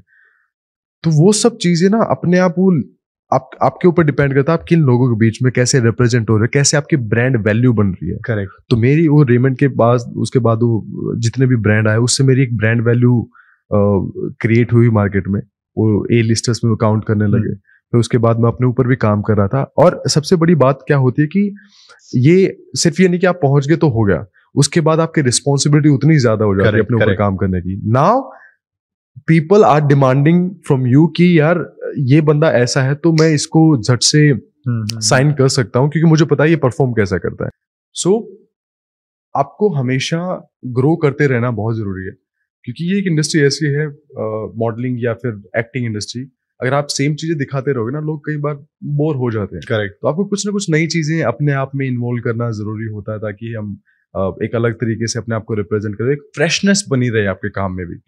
तो जैसे आप ऊपर बढ़ते हैं, आप सक्सेस पाते हैं या बड़े बड़े कैंपेन टीवीसीज करने लग जाते हैं, ए लिस्टर्स में आ जाते हैं, लोगों की एक्सपेक्टेशन बढ़ जाती है, उस टाइम पे आपको और ज्यादा काम करना पड़ता है, आपकी रिस्पॉन्सिबिलिटी और बढ़ जाती है। एग्जैक्टली। और वहां पर ये नहीं कि सिर्फ आप काम करते हो घर जाते हो, आप अपने आप को कैसे रिप्रेजेंट करते हो जी, आप कैसे बात करते हो लोगों से, कितने हम्बल होते हो, क्या आपके दिमाग पे वो चीजें चढ़ चुकी हैं जो आपने काम किया है, स्टारडम या जो भी है इस इंडस्ट्री में, ग्लैमर इंडस्ट्री है ऑब्वियसली होती हैं चीजें, बट कितना हम्बल रहे कि आप लोगों से कनेक्ट करते हो, कितना ग्रेटिट्यूड है आप में, ये सब चीजें बहुत मैटर करती है। ये काम से भी ज्यादा मैंने पर्सनली एक्सपीरियंस किया है। काम आप कर लेते हो, काम वाम हो जाती है सारी चीजें, बट आप लोगों से कैसे कनेक्ट करते हो, कैसे उनकी रिस्पेक्ट करते हो, ये चीजें बहुत मैटर करती है। बेसिकली आप कहना चाह रहे हो कि आपको कम्युनिकेशन स्किल्स आपको अच्छे करने पड़ेंगे ताकि आप एक अच्छी फैमिली बनाकर इस इंडस्ट्री में अच्छे से अपना सोल को अच्छा रखकर इस इंडस्ट्री में अच्छे से काम कर सकते हो। एग्जैक्टली। मतलब जितना हम्बल रहोगे ना, जितना लोगों को रियल यू दिखाओगे, जैसे आप हो वैसे रिप्रेजेंट करोगे, आप सबकी रिस्पेक्ट, ग्रेटिट्यूड जो मिला है, हाथ जोड़ के आप काम कर रहे हो, सारी चीजें एक रिस्पेक्ट में चीजें करोगे, तो मेरे ख्याल से लोग ना आपको ज्यादा अप्रिशिएट करेंगे। भले ही आप 19-20 हो, 18 भी हो तो भी चलता है काम में, बट अगर आप नेचर वाइज बहुत अच्छे हैं, आप हर चीज मैनेज करते हैं शूट पे, या देख लेते हैं कैसे माहौल को बेटर तरीके से मैं रख सकता हूँ, अच्छे से शूट मेरा मैं पूरा कर सकता हूँ, तो लोग आपको रिपीट करते हैं। और सेम चीज होती है, जितना आपको रिपीट करें वैसे काम आता रहेगा। आप ये नहीं कि आप एक शूट पे चले गए उसके बाद मुझे उनकी जरूरत नहीं, यही लोग आसपास होने वाले हैं, वही चीज आप रिपीट करते हो। करेक्ट। टॉप नॉच मॉडल हो पर आपका अगर आपका बिहेवियर सही नहीं है, आप क्लाइंट के साथ ढंग से बर्ताव नहीं कर रहे हैं, या शूट पे ढंग से प्रोफेशनल शूट नहीं कर रहे हैं, या एक स्टारडम दिखा रहे हैं, तो कहीं ना कहीं वो आपके काम को अफेक्ट करती है। तो as an artist, as a model और एक्टर, आपको उतना ही हम्बली काम करना पड़ता है कि वो काम पूरा आपकी जॉब बेसिकली क्या है कि आपको काम कंप्लीट करके घर जाना जी, राइट। अगर वहां पे नखरे दिखाओगे तो वो कहीं ना कहीं आपको इम्पैक्ट करेंगे चीजें। तो ये सब चीजें होती हैं इंडस्ट्री में जब आप काम करते हो। बेसिकली सार यही कि राइट टाइम पे राइट लोगों के साथ राइट तरीके से रहोगे, हम्बल रहोगे, ग्रेटिट्यूड रखोगे चीजों में, तो आपके क्लाइंट रिपीट होते रहेंगे, काम आता रहेगा जी। तो भाई मैं एक चीज जानना चाहता हूँ, ये आई थिंक जितने भी अपकमिंग मॉडल्स हैं ये सब जानना चाहते हैं ये चीज, एक मॉडल कितने पैसे कमा लेता है? See again it's a business. आप कुछ सेल कर रहे हो, करेक्ट, आप अपनी स्किल्स को सेल कर रहे हो, आप अपनी बॉडी पोस्चर जो भी आप कैमरे के सामने जो भी ब्रांड के साथ जो भी काम करते हो उसको आप सेल ही कर रहे हो ना बेसिकली। तो it's up to you now, because you are a businessman, आप अपनी स्किल सेल करते हो, तो आप कैसे कितना सेल करोगे, कैसे सेल करोगे, करेक्ट, वो डिपेंड करता है। इस इंडस्ट्री में कोई भी ऐसा रूल फिक्स नहीं है कि आप इतने ही पैसे कमाओगे, इतना ही चार्ज लोगे। तो आप कितना भी मांग सकते हो, बट आपको मार्केट रेट पता होना चाहिए कि इस शूट का बेसिकली कितना होता है और कितना स्ट्रेच तक मैं इसको खींच सकता हूँ। या अगर ए लिस्टर या फिर एक अच्छे तरीके से मैं अगर आपको रिप्रेजेंट कर रहा हूँ, मैं बहुत ही कमाल का मॉडल हूँ, तो मुझे एक स्ट्रेच भी पता होना चाहिए, यानी कि उसके बाहर बोल दिया फिर भी आपका काम चला जाएगा, शूट चला जाएगा। तो आपको बहुत स्मार्टली थोड़ा इंडस्ट्री के बारे में पता हो कि मैं कितना चार्ज कर सकता हूँ, करेक्ट। कैसे उनसे बात कर सकता हूँ। और आपको लगता है कि मॉडलिंग एजेंसी हेल्प करती है कि आपका एक राइट अमाउंट आपको मिले, जो भी पर्टिकुलर आप जॉब करते हो? आपको लगता है कि एजेंसी इस चीज पे काफी हेल्प करती है? एब्सोल्युटली। इवन इसलिए हमने बात की पहले भी कि एक राइट एजेंसी का होना बहुत जरूरी है, क्योंकि उनको पता है कि बिजनेस कैसे लेके आना है, उनको पता है कि आपको आपकी प्लेसमेंट मार्केट के अंदर बीच में कैसे करवानी है और कहाँ तक आप हो अभी, राइट। उनको पता है कि ये फेस को मैं कैसे सेल कर सकता हूँ। तो भले ही हमें भी बहुत बार नहीं पता होता कि मैं कितना चार्ज करूँ, हम आसपास दोस्तों से पूछने लग जाते हैं यार ये शूट आया है, क्या चार्ज कर सकते हैं। बट राइट एजेंसी को पता होता है, राइट मैनेजर्स को पता होता है कि यार इस फेस को मैं यहाँ तक पिच कर सकता हूँ। तो वो इसलिए एजेंसीज बहुत जरूरी है। वो बिजनेस ला के देंगे, आप अपना काम करो, सिर्फ आप अपने ऊपर ग्रूम करो। आप वहां पर रोज के रोज आपको कास्टिंग्स के पीछे नहीं भागना, किसी को मैसेज नहीं करना है कि यार कुछ काम बता दो एंड ऑल दैट। आप क्योंकि वो ना एक बहुत ही एग्जॉशन वाला फील होता है जब आप डेली भागते हो काम ढूंढने के लिए, चेस करते हो। एग्जैक्टली वो उनके कॉन्टेक्ट ऑलरेडी हैं, एजेंसीज के पास अच्छे कॉन्टेक्ट होते हैं, रिपीट पे काम आता है। तो वो काम उन पे छोड़ दो, आप अपने अपने ग्रूमिंग करो, अपने सेल्फ पे काम करो। और eight the same time recently मतलब 5-6 साल पहले जब मैं स्पिरिचुअल वे में अपने ऊपर काम करना स्टार्ट किया था, तो मैंने एक चीज बहुत कमाल की जानी उस टाइम पे कि चलो काम तो ठीक है, पर काम भी तभी बेटर कर पाओगे जब आप खुद के सेल्फ में, इंडिविजुअल में आप सही होगे। आप अपने आप को सबसे पहले एक सेंटर में रखते हो, आप इंटरनली पावरफुल महसूस कर रहे हो। एग्जैक्टली। आप सेंटर आपका हिला तो नहीं है, आप उस चीज के लिए क्या करोगे? आप अपने आप को ग्रूम करते हो, आप दिमाग को तेज करने के लिए, या फिर आप इंटेलेक्चुअल बनने के लिए आप किताबें पढ़ते हो, या नॉलेज कहीं से लेते हो, या एक्सपीरियंस करते हो ट्रैवल करके। बेसिकली सबके अपने रूल है। मुझे इतना ज्यादा पढ़ना पसंद नहीं था, पर मैं पढ़ने लगा। पर मुझे घूमना बहुत पसंद था। जहां से मेरा मेंटली ब्लॉकेज जितनी भी थी ओपन होने लगी, ताकि मैं और ज्यादा पर्सपेक्टिव ले सकूं दुनिया में। तो वो सब भी बहुत जरूरी है। आपका सेंटर, आप मेडिटेट वगैरह करते हो, उससे आपका सेंटर बना रहता है। और बोला जाता है कि जब आप मेडिटेट वगैरह करते हो तो 3 से 4 गुना ज्यादा पावर हो जाती है आपको सोचने समझने की और डिसीजन लेने की पावर। आप कितनी देर मेडिटेशन करते हो? यार मैं अभी तो टाइम कम लगता है, तो 15-20 मिनट में स्ट्रेच करता हूँ। एक टाइम था जब मैं घंटा 1.5 घंटा भी स्ट्रेच हो जाता था। तो वो नशा है एक अलग तरीके का। और आपको लगता है कि ये चीजें काफी हेल्प कर रही है आपकी जर्नी में? एब्सोल्युटली। बिकॉज सबसे इंपॉर्टेंट चीज क्या होती है कि जब आप मेडिटेट करते हो, आप अपने साथ कनेक्ट होते हो, आप अपने आप को जानते हो। और जितना आप अपने आप को जानोगे ना, उतना सामने वाले को अपने अच्छे तरीके से रिप्रेजेंट कर पाओगे। और वो ही चीज सबसे ज्यादा जरूरी है। प्लस आपकी सोचने की, जैसे बात कर रहे थे, 3-4 गुना बढ़ जाती है आपकी पावर। आपकी डिसीजन मेकिंग बहुत स्ट्रांग हो जाती है। और लाइफ इज ऑल अबाउट क्या इस मोमेंट में आपने क्या डिसीजन लिया। राइट। क्या इंट्यूशन आया, क्या इंट्यूशन को सोचने के लिए आपके पास क्षमता है दिमाग की, क्या आप ढंग से सोच पा रहे हो? अगर नहीं सोच पा रहे, क्यों? जितने भी पावरफुल लोग होते हैं ना, वो बहुत सेंटर्ड होते हैं। मुझे ऐसा फील होता है जितना मैंने रिसर्च किया। तो जब वो कुछ डिसीजन लेते हैं ना, उनके अंदर से गट फीलिंग आती है कहीं ना कहीं, यार ये मुझे करना है। और उस गट फीलिंग को सुनने के लिए भी ना आप एक स्टेट में होने चाहिए जी। उस स्टेट में लाने के लिए आप मेडिटेट करते हो या अलग तरीके से कुछ, वो ये सब चीजें ना कनेक्टेड है। जब आप कुछ चीज ऐसी अपनी पर्सनल लाइफ में ठीक करोगे, आपकी प्रोफेशनल लाइफ ठीक होने लग जाती है। करेक्ट। इवन मेरे साथ भी ऐसा हुआ था एक टाइम पे। एग्जाम्पल देता हूँ ऐसे। एक मैंने वर्कशॉप की थी, उस टाइम पे मेरी लाइफ काफी ऊपर नीचे चल रही थी जब मैं मेडिटेशन वगैरह नहीं करता था। तो एक वर्कशॉप में मुझे इंट्रोड्यूस करवाया गया मेडिटेशन कैसे करते हैं ऑल दैट। तो उसके बाद यू वोंट बिलीव, मैं 12-15 दिन की क्लासेस थी, मैंने दिन में 2-2, 3-3 घंटा मेडिटेट किया था। मतलब मैं जान सकता हूँ किन क्या वर्कशॉप था वो? प्रशांत सिंह नाम से टीचर हैं। ओके। मेरे गुरु हैं वो। मुंबई से? हाँ, मेरे फर्स्ट टीचर थे, बॉम्बे में ही है वो। तो उनसे मैंने वर्कशॉप ली थी। उन्होंने मुझे सिखाया कि एक एक्टर या मॉडल के लिए सबसे जरूरी है कि सबसे पहले वो अपने ऊपर काम करे। अगर वो खुद में सही होगा तो अपने आप में काम में अपना बेटर वो परफॉर्म कर पाएगा। करेक्ट। तो उन्होंने मेरे सेल्फ पे काम किया कि मैं एक बेटर तरीके से एक बेटर ह्यूमन बन जाऊं पहले, उसके बाद काम पे फोकस करते हैं। राइट। इवन एक्टिंग में भी सेम है, उसके बारे में थोड़ा लेटली उसमें आते हैं। तो वो सब करते करते यू वोंट बिलीव, जब मैं 10-12 दिन की क्लास के बाद मैं जब निकला वहां से, तो मेरा काम भी बेटर हो गया था। मुझे बेटर तरीके से वो वाइब्रेशन जो होती है ना, मैनिफेस्टेशन की वाइब्रेशन बोलते हैं, तो वो बेटर तरीके से मुझे फील होता था कि यार मैं जो चीज़ बोल रहा हूँ ना वो कहीं ना कहीं आ जा रही है, कहीं ना कहीं किसी का कॉल आ गया या वो शूट वगैरह ज़्यादा हो गए, या बेटर तरीके से मैं अपने आप को रिप्रेजेंट कर रहा हूँ, क्योंकि मैं फेक नहीं बन रहा था। Correct correct. मैंने अपने आप को एक्सेप्ट कर लिया था। तो बहुत सारी ऐसी चीज़ें मैंने सीखी उस क्लास से जो मेरे लिए आज भी एक टूल बन के मेरे हमेशा बैक ऑफ द हेड रहते हैं।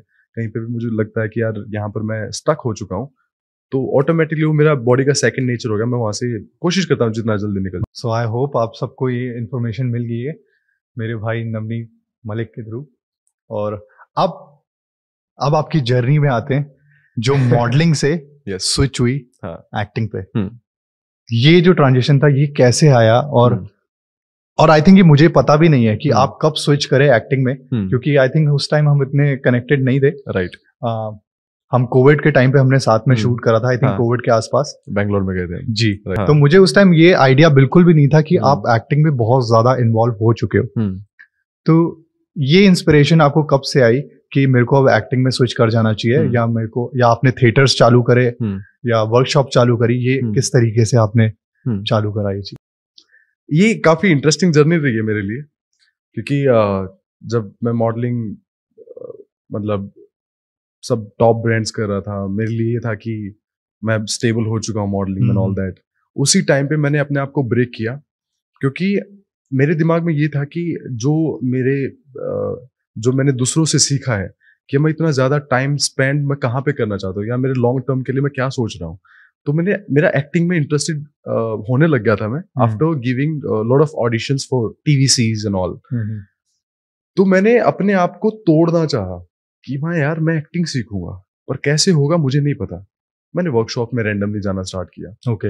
ऐसे ही जब सब सही चल रहा था, मुझे कुछ जरूरत नहीं थी कि यार क्यों शिफ्ट करना है, क्यों क्या कीड़ा लगा तुझे। बट आपने एक चीज बोली थी कि जब आप किसी चीज की पीक पे हो तब आपको दूसरे करियर के बारे में या दूसरी चीज के बारे में सोचना चाहिए। राइट। तो ये क्या वही टाइम था जब आप सोच रहे थे? राइट। ओके। ये वही टाइम था। उसी टाइम पे मैंने अपने आप को मेंटली स्ट्रांग करना चाहा कि नाउ मुझे एज एन एक्टर अपने आप को मेंटली ब्रेक करना है। ओके।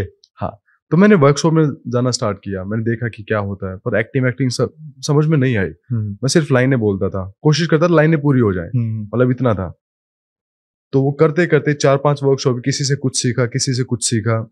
मुझे नहीं पता था क्या सीख पा रहा हूँ, कितना मेरे अंदर गया है, कुछ नहीं हुआ था। 4-5 वर्कशॉप तक तो कुछ नहीं पता चलता है, पर आपको कंसिस्टेंसी के साथ आपको लगे रहना पड़ता है अपने ऊपर काम करने के लिए। मैंने एक टीवी कॉमर्शियल ऐड करा था एक कार का। तो अब मैं हमेशा ये चीज करता हूँ कि जब भी मैं शूट करता हूँ किसी भी ब्रांड के लिए, तो मैं उसकी रिसर्च करता हूँ कि प्रीवियस किन किन लोगों ने शूट करा है। तो मैं रिसर्च जब कर रहा था तो मैंने जस्ट देखा कि आपने प्रीवियस जो है उसका टीवी कॉमर्शियल ऐड कर रखा था।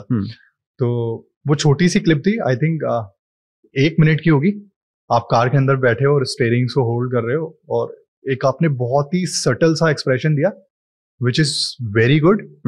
और वो देख के मुझे लगा कि आप एक्टिंग में आ चुके हो। एज एन एक्टर हमें पता ही नहीं चलता हम कब एक्टिंग में आए और कब तक नहीं, क्योंकि वो जो एक्सप्रेशन थे भाई वो मॉडल वाले एक्सप्रेशंस नहीं थे। और वो देख के मुझे क्लियरली रियलाइज हो गया था कि वो आप एक्टिंग में कंप्लीटली आ चुके हो। वो चीज मुझे देख के रियलाइज हो गई थी। तो क्या ये सही है? सी मुझे नहीं पता था तब तक कि मैं एक्टिंग में आ चुका हूँ कि नहीं आ चुका हूँ। बट उस टाइम आप थिएटर कर रहे थे? हाँ, उस टाइम पे मेरी वर्कशॉप चल रही थी, थिएटर भी किया था मैंने। तो वो पीरियड में मैं ऑडिशंस देता था, पर कभी सिलेक्ट नहीं हुआ था। ऐसा था कि रिजेक्शंस हो ही जा रहे थे, कभी शॉर्टलिस्ट भी नहीं आता था। पर मैं जैसे पहले भी, जब इंडस्ट्री में आने से पहले भी मैं ऑडिशंस देता रहता था, कभी एक्सपेक्टेशन रखी नहीं थी कि कुछ मिलेगा। तो वो तो मैंने स्टार्टिंग से मैं बहुत स्ट्रांगली एक्सेप्ट करके चला था कि rejections is part of life. ये जो हम जॉब जिस पे हम काम कर रहे हैं अभी, ये उसका पार्ट है। तो एक टाइम ऐसा आया जब मैंने लास्ट वर्कशॉप की, मेरी कुछ 7वीं 8वीं वर्कशॉप होगी, तो मेरी चीजें शॉर्टलिस्ट होने लग गई। ओके। मुझे कुछ तो समझ में आने लगा, कुछ तो ये ना कुछ ऐसे होता गेम सही जा रही है। हाँ, ये गेम ठीक जा रही है। कुछ शॉर्टलिस्ट होना स्टार्ट हुआ। करेक्ट। और फिर मैंने अपना ही कुछ तरीका मेरा निकल के आया कि मैं यार किस तरीके से एक्टिंग करना चाहता हूँ।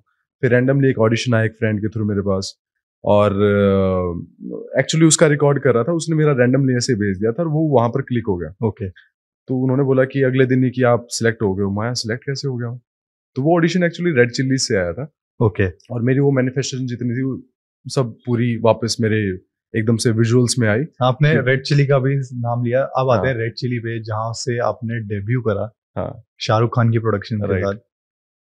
ये एक्सपीरियंस कैसा था? सडनली आपको शाहरुख खान की प्रोडक्शन से हाँ लव हॉस्टल हाँ 23 में आई गेस, मतलब 22 कैन 23 बोल सकते हैं, यस। ओके। हाँ। सो ये सडनली जो एक्सपीरियंस आपको मिला हाँ। शाहरुख सर की प्रोडक्शन से, जो आपको कॉल आई, क्या फील कर रहे थे उस टाइम? या it was a great moment for me जब उनकी पहली बार कॉल आई। पर थोड़ा सा पीछे लेके जाता हूँ, एक दिन पहले लेके जाता हूँ आपको। रैंडमली मैं शूट से आ रहा था, एक रैंडमली एक फ्रेंड ने फोन किया मुझे, बोला कि भाई एक ऑडिशन रिकॉर्ड करवाना, हेल्प कर देना। और ठीक है भाई, शाम को आ जाना आप घर पे। Okay. वो आए, मैंने उनका रिकॉर्ड किया, और मैंने भी अपना सिर्फ एक्सपीरियंस के लिए, उससे पहले तो कोई जॉब मिल नहीं रही थी। Okay. कोई काम ये ऑडिशन लव हॉस्टल के लिए था? लव हॉस्टल के लिए था, पर Okay. मुझे कुछ नहीं पता था। ओके। मैं सिर्फ भाई की मदद कर रहा था। तो उसने बोला कि आप भी बना दो। मैं कहा भाई बना लेते हैं। Okay. मैं सामने बैठा सिर्फ एक ही टेक में, क्योंकि मुझे फील आ रहा था। आपको उस टाइम मुंबई में कितना टाइम हो गया था रहते हुए? मुझे ऑलमोस्ट 7 साल हो गए थे। 7 साल हो गए थे, हाँ, ओके। पर मैं मॉडलिंग ही कर रहा था, एक्टिंग में मैंने कदम नहीं रखा Okay. था, और सब कुछ बहुत अमेजिंगली चल रहा था मॉडलिंग में। Great. तो मैंने ऐसे ही टेक भेजा, उसने आगे फॉरवर्ड कर दिया। अगले दिन ही फोन आता है कि आप सिलेक्ट हो गए। वहाँ किसके लिए? अच्छा। कह रहे कि आपने कल ऑडिशन दिया था। मैं दिया तो था, पर था क्या? ओके। मैंने पूछा उनसे, वो बोले कि रेड चिलीज के लिए है। मैंने क्योंकि आप जैसे उस सुना- टाइम इतने ऑडिशन देते हो कि आपको खुद हाँ, पता नहीं चल पाता नहीं है। वो तो मैंने ऐसे ही रैंडम लिया था। वो अच्छा, तो ये okay. था कि टेक 2 करना ही नहीं है। ओके। मैंने अपना फुल फ्लैश, क्योंकि एक्सपेक्टेशन नहीं थी ना कि मेरा ऑडिशन नहीं है, वो तो किसी और का, वो तो ऐसे एक्सपीरियंस के लिए मैंने Okay. रिकॉर्ड करके भेज दिया। तो वहां से- बेसिकली आपने कोई एक्सपेक्टेशन रखी नहीं थी उस ऑडिशन से कि आपको मिलेगा या नहीं मिलेगा, और वहां से आपको कॉल आ गई नेक्स्ट। हाँ, तो वो मुझे ऐसा लगता है कि वो जैसे एक हिस्ट्री रिपीट होती है ना, कि 6-7 साल पहले जो जिनका कॉल आया था वो कहीं ना कहीं इग्नोर हो गया था। Right now I am fully prepared एक एक्टर बनने के लिए। मैंने ग्रूम कर लिया है अपने आप को, सीख लिया। मैं वर्कशॉप के साथ में पूरा ट्रेंड एक्टर बन चुका हूँ, करेक्ट। बट काम नहीं किया है। उस टाइम पे सेम चीज, वो हिस्ट्री 6-7 साल के बाद वापस आती है, और मेरी जर्नी एज एन एक्टर वो रेड चिलीज के लव हॉस्टल से स्टार्ट हो जाती है। 2 महीने के बाद फिर मैं हीरोपंती करता हूँ, फिर 1-2 प्रोजेक्ट और बीच में मैं आते आता हैं। हूँ अभी। हीरोपंती में भाई आप बहुत बड़े सेलिब्रिटीज के साथ स्क्रीन शेयर कर रहे हो। राइट। आई मीन रोहतक से आया हुआ लड़का हाँ जो टाइगर श्रॉफ के साथ स्क्रीन हाँ या तारा सितारिया के साथ स्क्रीन शेयर कर रहा है, हाँ कैसी फीलिंग थी वो? मतलब आपको जब स्क्रिप्ट आपके सामने आई, हाँ। क्या फील कर रहे थे आप?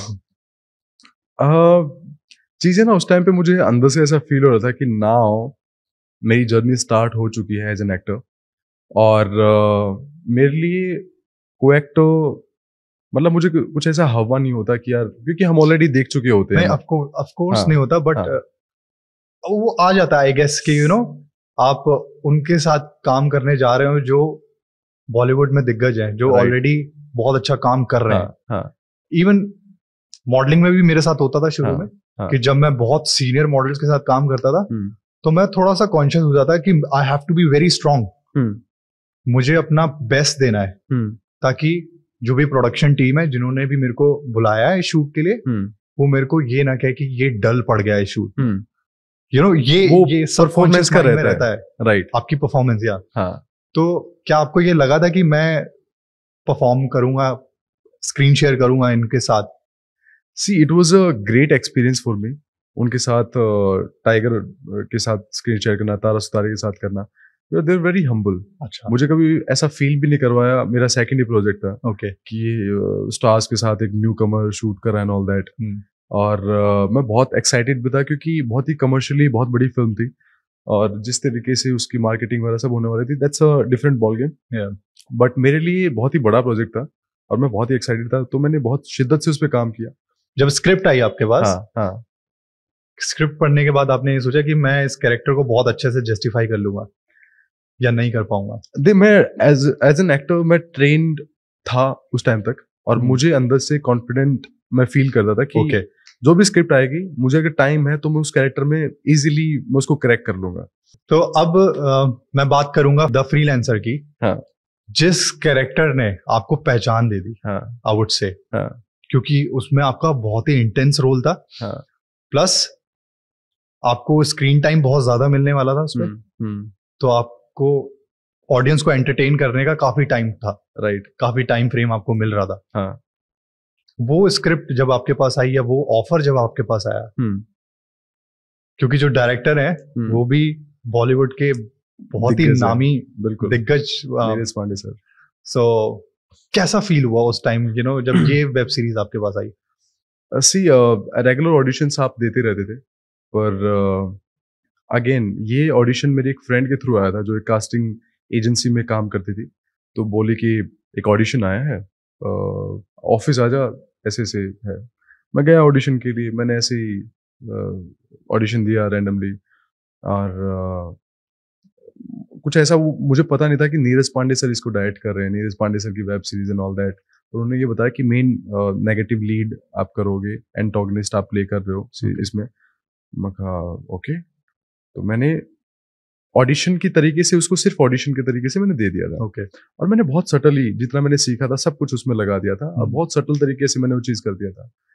तो अगले दिन 2 दिन के बाद ही कॉल बैक आता है, फिर हम प्रोडक्शन हाउस जाते हैं, वहाँ पे शॉर्ट लिस्ट होकर दोबारा फिर से ऑडिशन होते हैं, 3-4 राउंड जाते हैं।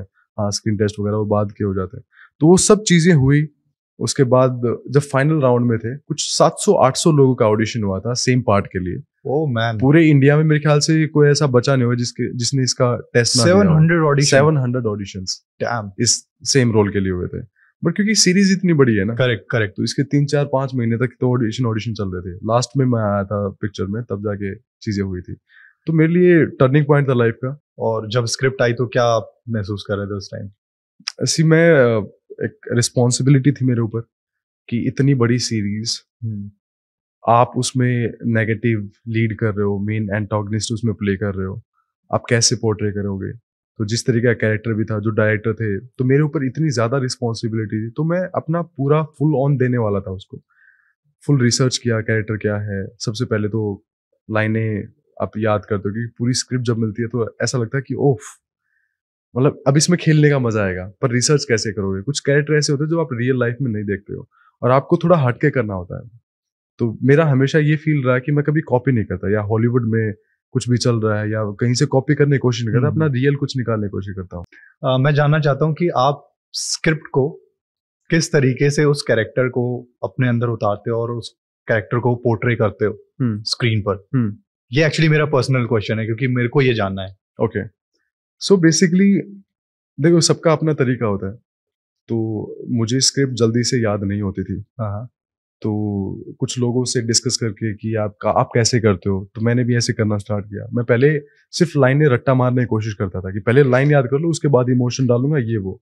पर अभी मैं विजुअलाइज करता हूँ चीज़ों को। अब मैं पूरा सीन रीड करता हूँ, अच्छा, पूरा सीन विजुअलाइज करता हूँ, और उसके बाद वो लाइनें अपने आप ऑटोमेटिकली याद हो जाती है। क्योंकि क्या होता है कि आपके बड़े बड़े पैराग्राफ्स होते हैं, कई बार अगर लाइन टू लाइन याद करने बैठोगे ना, तो आप सीन में कभी घुस नहीं पाओगे। तो आपको सीन को अपने अंदर ऐसा बिठा लो कि वो सिनेरियो में आप खड़े हो और चीजें अपने आप निकल रही हैं। तो लाइनें सेकेंडरी हो जाती हैं फिर। तो मैं उस तरीके से कोशिश करता हूँ कि एक विजुअलाइज करके पूरे सीन को, एक एक लाइन, दूसरे को एक्टर की भी लाइन याद करके तब आप सीन पे पहुंचो। तो आपको पता होता है कहाँ आपका कट है, कहाँ आपको बोलना है, कहाँ क्या करना है, और वो फ्लो में अपने आप चीजें आ जाती है क्योंकि आपको रिदम पता है। ओके, हाँ। सो बेसिकली आप कहना चाह रहे हो कि आप विजुअलाइजेशन को यूज करके आप विजुअलाइज कर लेते हो पूरे सीन को, और इस वजह से आपको इजी हो जाता है स्क्रिप्ट्स की लाइन जो है उसमें मुझे लगता है कि ज्यादा नेचुरली आप परफॉर्म कर सकते हो। क्योंकि लाइन टू लाइन करेंगे ना, कहीं कहीं कुछ ऐसे वर्ड्स होते हैं जो आप रियल लाइफ में यूज नहीं करते। तो आप पढ़ते पढ़ते कुछ लाइनें, अगर आपने सीन का फील पता है या उसकी टोन पता है, तो आप कुछ वर्ड अपने इम्प्रोवाइज भी कर देते हो, पर वो रियल इतना लगेगा ना। ऑडियंस कनेक्ट आपसे सबसे ज्यादा तब करेगी जब आप रियल होगे वहां पे। तो आप कुछ अगर फेक बोलने स्टार्ट करोगे या कुछ आप यूज नहीं करते, अगर आपने कुछ ऐसा वर्ड बोल दिया तो डिस्कनेक्ट हो जाती है क्विकली। करेक्ट। तो मेरा वो वे है अभी तक। ये जब सीरीज हिट हो गई, तो कैसा महसूस हो रहा था आपको? क्योंकि ये बहुत ही हिट सीरीज है। यस। और आपको काफी प्यार मिला इस सीरीज से। आपकी फैमिली का रिस्पॉन्स क्या था? जब मैं घर से बाहर निकलना स्टार्ट हुआ, जैसे लोगों के रिएक्शंस मिलने स्टार्ट हुए, इवन मेरे नेक्स्ट प्रोजेक्ट के लिए मैं गुजरात में था, तो वहां पर मैं दूसरी फिल्म की, सॉरी मैं आपको रोक रहा हूँ यहाँ पर, बट उस कैरेक्टर को आपने बहुत ही अच्छे से जस्टिफाई करा है स्क्रीन पर। आई थिंक उसी की वजह से आपको वो प्यार जो है वो मिल रहा है, और ये बहुत ही जेन्युइन रिव्यू है मेरी साइड से कि उस कैरेक्टर को आपने जो पोर्ट्रे करा स्क्रीन पर वो बहुत ही अच्छा था। Thank you so much brother, बहुत ही अच्छा। Thank you. All thanks to Neeraj Pandey sir, जिन्होंने मुझे चांस दिया इस चीज में और बिलीव किया एक न्यू कमर पे, क्योंकि इतनी बड़ी सीरीज की रिस्पॉन्सिबिलिटी एक ऐसे बंदे पे जिसने इतना पहले काम नहीं किया है, उस पर ट्रस्ट करना तो मेरे लिए बहुत बड़ी बात थी। So I would like to thank Neeraj Pandey sir, बहुत बहुत धन्यवाद उनका। I am feeling so grateful for that. तो फैमिली है यार, फैमिली कैसा फील कर रही थी उस हिट होने के बाद सीरीज? जब रिलीज हुई, फर्स्ट सीजन रिलीज हुआ, उसके मैं कुछ 1-1.5 महीने के बाद मैं रोहतक गया था। ओके। तो वहाँ पर मुझे पता नहीं था एग्जैक्टली हो क्या रहा है, और मुझे बुलाया जा रहा था कि जल्दी आ जा, यहाँ पर सब वेट कर रहे हैं ये वो। तो मुझे बॉर्डर से ही पिक करके लेके गए थे जब मैं पहली बार सीरीज रिलीज होने के बाद गया था। अच्छा। तो कुछ 200-250 गाड़ियों का काफिला था और हम छतों पे खड़े होकर रोहतक तक जा रहे हैं पूरे डीजे वीजे के साथ में, पूरी फैमिली वगैरह सब आए हुए थे वहां पर। तो जो खुशी मुझे अपनों के फेस पे देख के और जो मुझे वहां से मोटिवेशन मिला, वो मुझे ऐसा लगा कि ये मेरी एक्चुअली अचीवमेंट है। बाकी आप काम कर लेते हो, आप सब कुछ होता है, आप और भी आगे बढ़ते हो, पर जब आप अपने घर वालों के फेस पे खुशी देखते हो ना, तो सबसे बड़ी अचीवमेंट मुझे वो लगती है। तो मुझे मुझे बहुत कमाल की फीलिंग थी मेरे लिए। तो उनके लिए भी एक प्राउड मोमेंट था कि हरियाणा में कुछ एक एक्टर हैं जो बाहर निकल के इतने बड़े लेवल पे काम कर पा रहे हैं। रणदीप भाई की बात हो, फिर जयदीप भाई की बात हो, फिर तीसरा नाम अगर कोई ले रहा था तो फिर नवनीत मलिक का ले रहा था। तो मैं यार इतना अच्छा, ऐसा कुछ हो गया क्या, ऐसा कुछ मैंने आपकी स्टोरीज देखी थी। हाँ। और आप घर गए थे हरियाणा में, और आई थिंक आपको बहुत प्यार मिल रहा था हरियाणा की तरफ से। एब्सोल्युटली, मतलब मैं ओवरवेल्म फील कर रहा था जब मैं पहली बार वहां पहुंचा। मेरे ख्याल से सोशल मीडिया पे भी, न्यूज वगैरह में भी काफी था उस टाइम पे।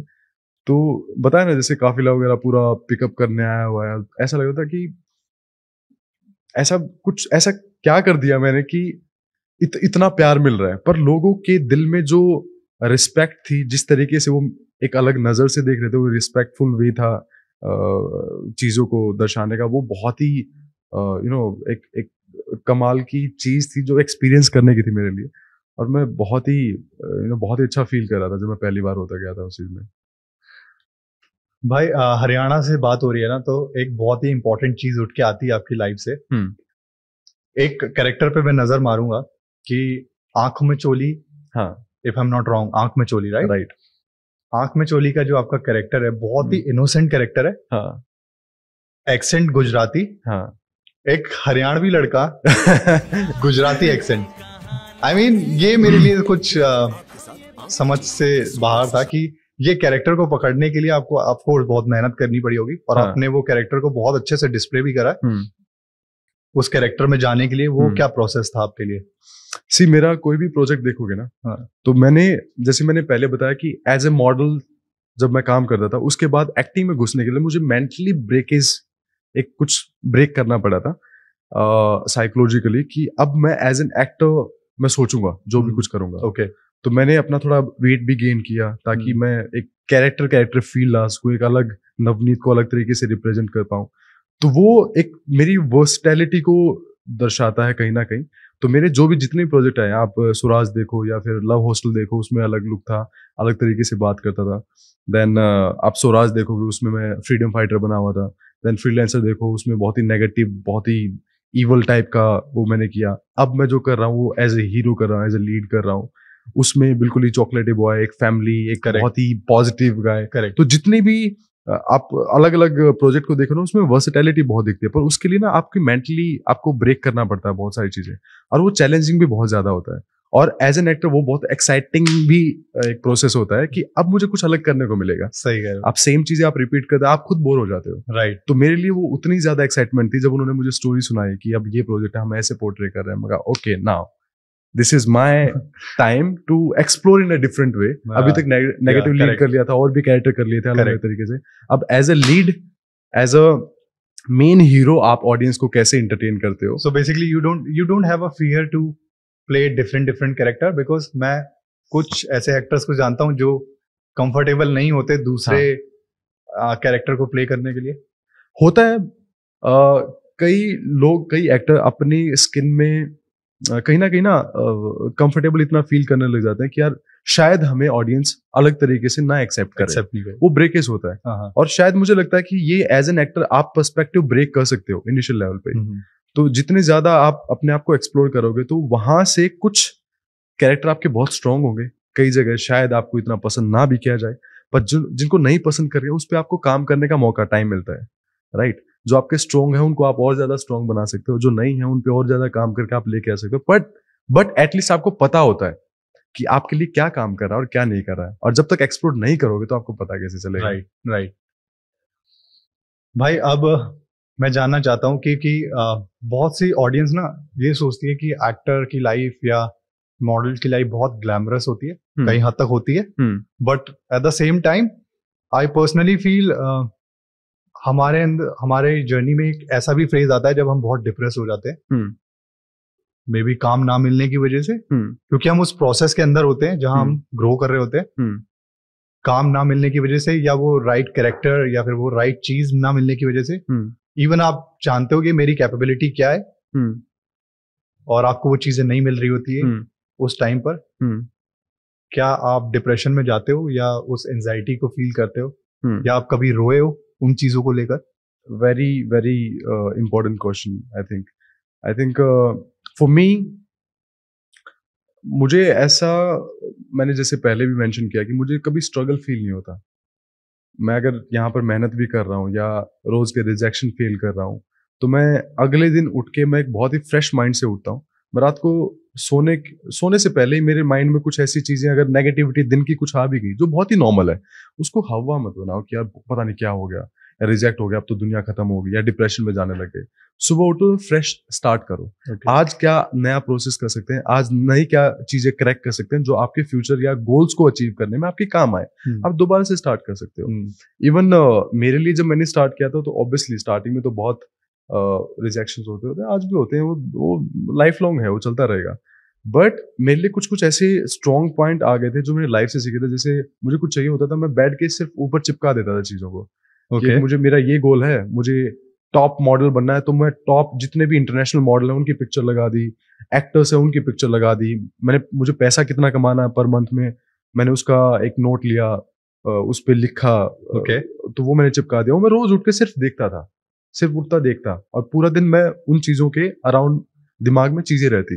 इट्स लाइक मेरे लिए कुछ इतना हैवी नहीं हुआ माइंड पे कभी, क्योंकि मैंने अपने आप को ट्रेन ही ऐसे किया था कि मैं रिजेक्शंस पे इतना ध्यान नहीं देता। मैं पॉजिटिव चीजें मुझे ज्यादा दिखती थी कि आज के दिन पे अच्छी चीजें क्या हुई, कल क्या हुई, उनको लेके मैं कैसे इनकैश कर सकता हूँ। एज ए बिजनेसमैन मैं ज्यादा सोचता था, रादर देन नेगेटिव पॉइंट्स पे ध्यान रखे उस पर डिप्रेस होकर बैठे रहो। अच्छा, पता नहीं क्या हो गया ब्रो, अब क्या होगा। नहीं, it's like training your mind to see positive things around you and remember only those things. हाँ, क्योंकि लाइफ यार, एक साल अगर तुम 100 साल भी जीते हो ना, अगर आप याद करना चाहोगे कि क्या क्या चीजें हो, तुम अच्छी अच्छी चीजें ज्यादा याद रखने की कोशिश करते हो। मेरा भी यही मानना है कि आप पॉजिटिव चीजों पे ज्यादा फोकस करो rather than negative things, because आपको ग्रो करना है।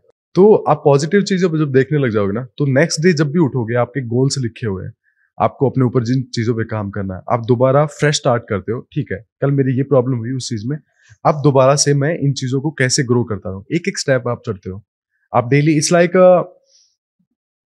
लाइक एक एग्जांपल दूं कि आप गोल को कैसे पाओगे डिप्रेशन में ज्यादा ना जाके। आप फोकस्ड अगर आप रहोगे लाइफ में, तो आपको वही चीज दिखाई देती है जो आपके गोल तक आपको पहुंचाएंगे। इट्स लाइक अगर मैं आपको बोलूं कि इस रूम में आप लाल कलर देखो कहीं पे, आपको लाल कलर कितने दिखाई दे रहा है, आप गिन सकते हो फॉर एग्जाम्पल, राइट। अब अगर मैं बोलूँ कि 5 सेकंड रिवाइंड करो और अपने आप से दोबारा पूछो कि जब आप लाल कलर देख रहे थे, क्या आपको येलो कलर दिखाई दे रहा था, या ग्रीन कलर, या कोई और कलर दिखाई दे रहा था? एक्चुअली नॉट, बिकॉज हम रेड कलर पे फोकस। Exactly, right. तो यही सेम चीज लाइफ में भी अप्लाई होती है। जब आप कोई भी फोकस्ड होते हो, कहीं पे भी होते हो, आप अगर एक नेगेटिव स्पेस में भी आ गए हो, पर आपका गोल सेट है, आप फोकस्ड हो वहां पे, तो आपको नेक्स्ट डे जब आप फ्रेश उठते हो ना, आपको गोल दोबारा दिखाई देगा, और वो नेगेटिव जितने पॉइंट कल के हो गए उन पे काम करना स्टार्ट कर देते हो। ये थोड़ा डीप है, बट ये बहुत ही अच्छी चीज है टू अंडरस्टैंड दिस थिंग, क्योंकि हम कई बार अपने गोल को समझ नहीं पाते जो हमारा जो राइट टारगेट होता है, हाँ और हम डाइवर्ट हो जाते हैं काफी राइट चीजों पे, जिस right. वजह से हमारा जो गोल है वो बहुत दूर चला जाता है, या फिर हम उसे अचीव ही नहीं कर पाते हैं। हाँ, और वो चीजें धीरे धीरे पाइल अप होती हैं और फिर आप डिप्रेशन और उन चीजों का वो करते हो। तो डेली जब भी आप फ्रेश उठो, मैं जब भी डेली फ्रेश उठता हूँ, आज भी पहले दिन से जब भी मैं बॉम्बे में आया, तो हमेशा एक नई एनर्जी के साथ कि कल जो चीजें हुई हैं, मैं बल्कि मुझे याद भी नहीं रहती कि नेगेटिव चीजें क्या हुई है, आज मैं अच्छी चीजें क्या बेहतर कर सकता हूँ अपने गोल तक जाने के लिए, मैं उस पर काम करता हूँ। Simply as simple as that. मैं लाइफ को थोड़ा सिंपल रखता हूँ। इट्स लाइक किसी ने कहा था कि लाइफ ना बहुत सिंपल है, हम खुद इसको कॉम्प्लिकेट करके रखते हैं। तो जितना सिंपली चीजें करोगे ना, हवा ना बना के, उतना आराम से चीजें होने लग जाएंगे। जितना तुम अपने माइंड को पीस में रखोगे, थोड़ा अगर टाइम खराब है, ऊपर नीचे चल रहा है, उसको थोड़ा पास कर दो, राइट राइट, एंड देन दोबारा सोचो कि इस पे अब मैं बेटर तरीके से कैसे काम कर सकता हूँ, या उस गोल तक मैं कैसे पहुंच सकता हूँ जो मैंने सेट किया हुआ है, या जो मैं धुंधला धुंधला मुझे कुछ दिखाई दे रहा है, उस तक मुझे कैसे जाना है। तो आप डेली एक अलग एनर्जी से उठते हो और उस पर काम करने लग जाते हो। It's as simple as that. True भाई। अब ना मैं एक क्वेश्चन आपसे पूछना चाहता हूँ जो बहुत ही इंटरेस्टिंग है, और मैं बहुत एक्साइटेड हूँ अबाउट दिस, क्योंकि मुझे भी ज्यादा पता नहीं है, मैंने आपसे ज्यादा पूछा नहीं इस बारे में। आप दूसरे एक लौते ऐसे एक्टर हो बॉलीवुड में जो रणबीर कपूर के बाद संजय दत्त का रोल प्ले कर रहे हैं ओटीटी प्लेटफॉर्म पे। Right, first of all congratulation भाई for this, like this is a really big achievement, really really big achievement. Thank you. क्योंकि ये जो रोल है, ये नॉर्मल रोल नहीं आप किसी का कर रहे हो, आपको जस्टिफाई भी करना है उसको, और big responsibility for you. But how you feeling bro? So ये उस टाइम की बात है जब मेरा फ्रीलांसर का शूट कंप्लीट होने ही वाला था। ओके, हम मुंबई में आके शूट कर रहे थे, पहले हम मोरक्को में थे 2 महीना फ्रीलांसर के लिए। तो जैसे वापस आया तो मुझे डायरेक्टर का फोन आया डायरेक्टली, कह रहे कि आप ऐसे ऐसे संजू बाबा पोर्ट्रे करोगे। ओह मैन, महा पूछ रहे हो या बता रहे हो? क्योंकि ये ऑडिशन तो हो नहीं सकता, क्योंकि इनका नॉर्मली ऑडिशन नहीं होता है ऐसे ऐसे रोल्स का। मतलब ये मुझे ऐसा लगता है कि बहुत ही लकी मैं फील करता हूँ अपने आप में कि मुझे ये ऑफर हुआ डायरेक्टली, और मैंने वो पोर्ट्रे किया। अभी उसकी शूटिंग कंप्लीट होने ही वाली है उस फिल्म की भी। तो ये मेरे लिए बहुत ही बड़ी रिस्पॉन्सिबिलिटी, ट्रू, क्योंकि बाबा को पोर्ट्रे करना, संजय दत्त को पोर्ट्रे करना ऑन स्क्रीन, राइट, अपने आप में ही एक ये बहुत ही लकी इंसानों को मिलता है। मुझे ऐसा फील होता है, मतलब मुझे फील होता है कि मैं ब्लेस्ड हूँ इस चीज में। मैंने जब आपका आर्टिकल ये पढ़ा, आई वाज सो हैप्पी। मुझे बहुत खुशी हुई कि मेरे भाई ने ये चीज अचीव करी है। But at the same time मैं ये सोच रहा था कि भाई को बहुत सारे चैलेंजेस फेस करने पड़ेंगे, क्योंकि इस कैरेक्टर को जस्टिफाई करना है। तो क्या प्रिपरेशन आपकी चल रही है इस कैरेक्टर को? तो बेसिकली ये कैरेक्टर रॉकी, जब संजय दत्त की पहली फिल्म आई थी, तो रॉकी में लंबे बाल थे एंड ऑल दैट, तो वो लुक मेरा दिया गया है इसमें। तो ऑब्वियसली बाबा की वॉक, बाबा कैसे बात करते हैं, एग्जैक्टली, तो वो बेसिकली लुक है। और स्पेशली बाबा की वॉक, बाबा बात कैसे करते हैं ऑल दैट, तो वो एक मेरे लिए बहुत चैलेंजिंग था। इवन बाबा सेट पे भी होते थे कई बार, तो उनके सामने कई बार पोर्ट्रे करना मेरी हालत खराब। पहले दिन तो हम पुणे में शूट कर रहे थे, बट ओवरऑल अगेन जब आप एक रिदम में होते हो और आप कॉन्फिडेंट होते हो, आपको पता है कि आप ट्रेन्ड एक्टर हो, करेक्ट, तो इतना मुश्किल नहीं होता आपको किसी कैरेक्टर में घुसने के लिए। बट हाँ, एक रिस्पॉन्सिबिलिटी जब आती है तो कुछ हल्की सी कहीं ना कहीं एक नर्वसनेस रहती है। और जब वो सामने, और जब सामने संजय दत्त हो खुद, तो थोड़ा सा लगता है। पर हाँ, वो एक बहुत अच्छे तरीके से पोर्ट्रे हुआ, पूरी टीम ने, डायरेक्टर ने जैसे उसको दिखाया गया है, तो बहुत ही कमाल की स्टोरी। आपने संजय सर से बात करी और कैरेक्टर को जानने के लिए या इन चीजों से आपको हेल्प मिली? तो हमारी जब मैं सिलेक्ट हुआ था तो मेरी संजय दत्त सर से बात करवाई गई थी, फोन पे बात हुई थी, डायरेक्टर सर ने करवाई थी हमारी बात। तो संजय दत्त सर बोलते हैं कि तू कर लेगा ना? हाँ जी बिल्कुल कर लेंगे, तो मुझे तो पता है तू कर लेगा। ओके, तो वो मेरे लिए ना एक बहुत ही अंदर से वो एक स्ट्रेंथ दिया उस बात ने। बाबा ने खुद बात की है, और फिर हम पुणे में पहली बार मिले। तो वहां पे मैं उनके सामने ही पोर्ट्रे कर रहा था, मुझे पता नहीं था कि बाबा सेट पे आए हुए हैं। तो पहला शॉट जब गया था, अच्छा, तो बाद में पता चला बाबा आए हुए, तो उनके सामने जो पोर्ट्रे करने का जो एक्सपीरियंस हुआ मेरे लिए, वो बहुत बहुत ही कमाल का था। So nice. तो हाँ, तो एक्सपीरियंस बहुत ही ओवरऑल कमाल का है। मेरे ख्याल से जून जुलाई के आसपास वो फिल्म भी आ जाएगी। अच्छा, शूट डन हो गया उसका?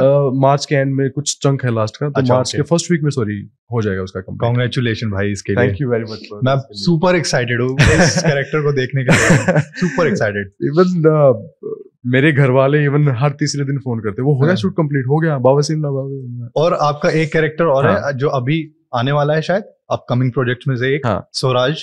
मैं इस कैरेक्टर के लिए भी एक्साइटेड हूँ क्योंकि ये एक बहुत ही अलग कैरेक्टर है। राइट, आप वॉरियर प्ले कर रहे हो, I guess. Warrior, yes, right. So ये भी बहुत ही डिफरेंट कैरेक्टर होने वाला है। और ऑफ कोर्स रिस्पॉन्सिबिलिटी भी है क्योंकि वॉरियर का रोल करना is not a easy job. Heavy costumes होती है, आप बाहर शूट कर रहे हो। तो आई मीन कैसा प्रोसेस था इसका?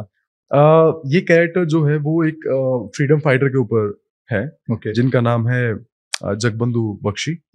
1860 में जो सबसे पहले फ्रीडम फाइटर होते थे जिन्होंने बगावत स्टार्ट की थी ब्रिटिश के खिलाफ, तो ये उनका कैरेक्टर है। और रिसर्च करने जब मैं बैठा गया तो उस टाइम पे इतना सोशल मीडिया या इंटरनेट वगैरह कुछ था नहीं, तो मुझे बहुत कम नॉलेज थी कि ये सब कब स्टार्ट हुआ, कि जो अपने जब भगत सिंह आए थे, राजगुरु सुखदेव, वो सब जगबंधु बख्शी से इंस्पायर्ड हुए थे, ये मैंने पढ़ा था कहीं पर जी। तो उनका कैरेक्टर पोर्ट्रे करना अपने आप में ही बहुत बड़ी बात थी मेरे लिए। तो वो चीजें भी ओवरऑल एक्सपीरियंस बहुत कमाल का था, जल्दी ही उसको भी देखने में। आई थिंक ये कैरेक्टर के लिए आपकी फैमिली बहुत एक्साइटेड होगी। वो तो है ही, पर मैं अभी बता नहीं रहा हूँ क्योंकि वो OTT प्लेटफॉर्म पे आने वाला है, किस पे आने वाला वो भी मुझे खबर नहीं है, तो इसलिए मैं कुछ अनाउंस नहीं कर सकता अपनी साइड से। हम वेट करेंगे। उसके अलावा भी फिल्म आ रही है। सो अभी आने वाले अपकमिंग प्रोजेक्ट्स कौन से हैं आपके, जिसपे आप काम कर रहे हो या फिर आपके पास आ चुके हैं, अभी काम करना बाकी? हाँ, तो अभी 3 प्रोजेक्ट है ऑलरेडी, 2 फिल्में हैं। एक वेब शो चला हुआ है आंख मिचोली, एक संजय सर के साथ जो है द वर्जिन ट्री, वो है। एक फिल्म है जो मैं लीड में कर रहा हूँ, वो मेरे ख्याल से एंड ऑफ दिस ईयर आ जाएगी। और स्वराज OTT प्लेटफॉर्म पे रिलीज होगा, तो जब न्यूज आएगी तब उसके बारे में अनाउंस कर देंगे। परफेक्ट। तो ये सब चीजें अभी आने वाली इस साल में। आंख मिचोली तो रोज आप देख सकते हैं हॉटस्टार पे किसी टाइम पे भी जाके। जरूर देखिए मेरे भाई का शो, एक बहुत ही अमेजिंग कैरेक्टर को डिस्प्ले करा है और एंजॉय करिए क्योंकि वो बहुत ही इनोसेंट कैरेक्टर है, तो आप डेफिनेटली उसको एंजॉय करेंगे। कैसा महसूस कर रहे हो, मतलब कि यहाँ से ट्रांजेक्शन, कभी आप बैठ के ये सोचते हो कि मैं बहुत ही छोटे से गांव से आया हुआ हूँ और आज मैं संजय दत्त का कैरेक्टर को डिस्प्ले कर रहा हूँ कितने करोड़ों की जनता के आगे? जब आप काम करने लग जाते हो ना, किसी गोल को अचीव करते हो, तो आपको हमेशा ऐसे लगता है कि अभी तो स्टार्ट ही हुआ है। और जब तक ये फीलिंग ना आए कि तुम सेटिस्फाई कभी होते नहीं हो एज एन एक्टर, हमेशा ये लगता है कि अभी स्टार्ट ही हुआ है, अभी बहुत कुछ एक्सप्लोर करने का बाकी है। अभी मैं संजू सर को पोर्ट्रे कर रहा हूँ, इतना प्यार मिला फ्रीलांसर से, और भी प्रोजेक्ट चल रहे हैं ऑल दैट, तो उसके बावजूद भी ऐसा लग रहा है कि अभी तो सिर्फ स्टार्टिंग है। हालांकि अभी स्टार्टिंग है, अभी मुझे ऐसा लगता है कि एज एन एक्टर कभी ऐसी फीलिंग नहीं आनी चाहिए कि मैं सेटल हो चुका हूँ, क्योंकि वो फ्रेशनेस अगर जब तक नहीं रहेगी ना सीन में या किसी भी प्रोजेक्ट में, और फ्रेशनेस तभी रहेगी जब आप हमेशा हर प्रोजेक्ट को नए सिरे से एक फ्रेश तरीके से स्टार्ट करते हो। बिल्कुल। आप एज एन एक्टर भी फ्रेश तरीके से सोचते हो। ये चीज मुझे अनुपम खेर सर से बहुत कमाल की लगती है। वो हमेशा हर जो प्रोजेक्ट करते हैं वो एक ऐसे करते हैं कि जैसे मैंने अभी करियर स्टार्ट ही किया है। अच्छा। हमेशा एक बच्चे की तरीके से, जैसे एक न्यूली बॉर्न बेबी एक प्रोजेक्ट को देखता है या लाइफ को देखता है, वैसे वो अपने प्रोजेक्ट को देखते हैं। तो वैसे ही मैं स्टार्ट करना चाहता हूँ और लाइफ लॉन्ग जब तक काम करता रहूंगा, वो हमेशा वो फील मैं रखूंगा कि इसमें हर चीज में फ्रेशनेस में ला सकूं। हमेशा वो सोचूंगा कि मैं सेटल नहीं हूं अभी, कि मैं कंफर्टेबल हो चुका हूं, अभी तो ठीक है, जो चीज चल रहा है चलने दो। तो हमेशा अपने आप को पुश करता रहूंगा, हमेशा अपने आप को ग्रूम करता रहूंगा as an actor and in my personal life also. भाई बहुत से लोग आपको एडमायर करते हैं, और स्पेशली जो छोटी सिटी से, क्योंकि आप एक छोटी सिटी से निकल के आए हो। आप क्या बोलना चाहते हो जो भी छोटी सिटी से बॉलीवुड में एंटर होना चाहता है या मॉडलिंग में सक्सेसफुल होना चाहता है? हाँ। आप उनको क्या ऐसी एडवाइस देना चाहते हो जो उनको हेल्प करे लाइफ में? जब भी आप कोई भी गोल अचीव करना चाहते हैं ना, तो मेरा ये मानना है, स्टार्ट से मैं कुछ पॉइंटर्स आपको मेंशन करूंगा कि हमेशा ना पीछे से स्टार्ट करो। आपको गोल कहाँ है, वहां से उनको क्या क्या रिक्वायरमेंट होती है, वो पॉइंटर्स अपने बनाओ। पर्सनल प्रोफेशनल लाइफ में कैसे ग्रो कर सकते हैं वो करो। और कभी सेटल होने की मत सोचो कि आज मैं कंफर्टेबल हो चुका हूँ, अब तो जो ऐसे ही काम होता रहेगा। अगर वो स्टैग्नेंट पोजीशन इस इंडस्ट्री में अगर आ गई तो आप कभी लाइफ में ग्रो नहीं करते हो, क्योंकि ऑडियंस को हमेशा एक फ्रेशनेस चाहिए होती है आपसे, एक नई चीज चाहिए होती है। अगर आपको लगता है कि यार यहाँ कंफर्टेबल हो गए, यही मेरे लिए वर्क कर रहा है, तो शायद एक टाइम के बाद वो वर्क ना करे। हमेशा कभी कभी गिव अप करने का मत सोचो कि ठीक है यार नहीं काम हो रहा है तो छोड़ देते हैं। हमेशा एक रास्ता ढूंढने की कोशिश करें।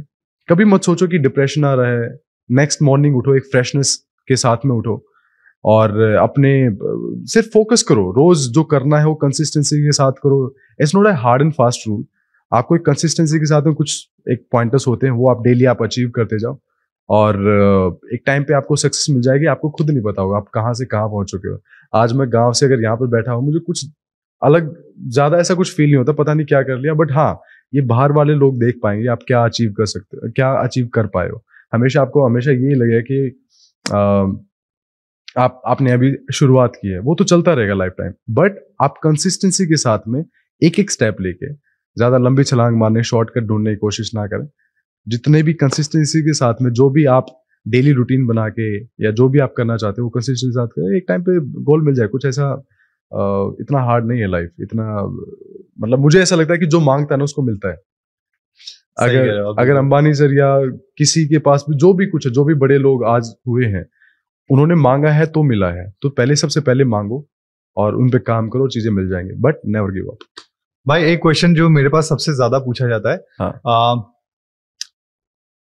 मॉडलिंग के लिए, एक्टिंग के लिए आपको बड़ी सिटीज में शिफ्ट होना पड़ेगा, क्योंकि हाँ। आप छोटी सिटी से बिलोंग करते हो, आप हाँ। वहां से आए हो। हाँ। तो काफी जो छोटी सिटीज से लोग हैं वो जानना चाहते हैं कि अगर वो मॉडल बनना चाहते हैं, शुरुआत करना चाहते हैं अपने करियर की, तो उनको सबसे पहले बड़ी सिटीज में आना पड़ेगा काम शुरू करने के लिए। क्या ये सच्चाई है? ये सच्चाई थी आज से 3 साल पहले तक। अभी जैसे सोशल मीडिया, उन पे आपके ऑडिशंस वगैरह मिल जाते हैं, लोग आपसे कनेक्ट कर पाते हैं, तो वो प्रोसेस इजी हो चुका है, बट स्टिल वो बहुत स्कैटर्ड है।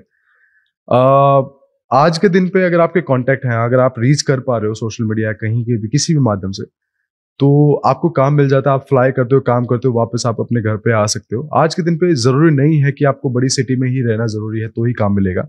आप कहीं से भी काम कर सकते हो, बट आपकी राइट अप्रोच, राइट लोगों के साथ आपको कनेक्ट होना पड़ेगा। वो कैसे करते हैं वो आपके ऊपर डिपेंड करता है। तो बहुत से मॉडल अपनी जर्नी शुरुआत करना चाहते हैं, है ना, और छोटी सिटीज से हैं, तो वो एजेंसीज तक अप्रोच नहीं कर पाते, उनको सही रास्ता नहीं पता कि कहाँ से शुरू करें, किन से मिले। सबसे बड़ी फेज ये आ जाता है। हाँ। और आई थिंक ये हम सबके साथ ये होता है।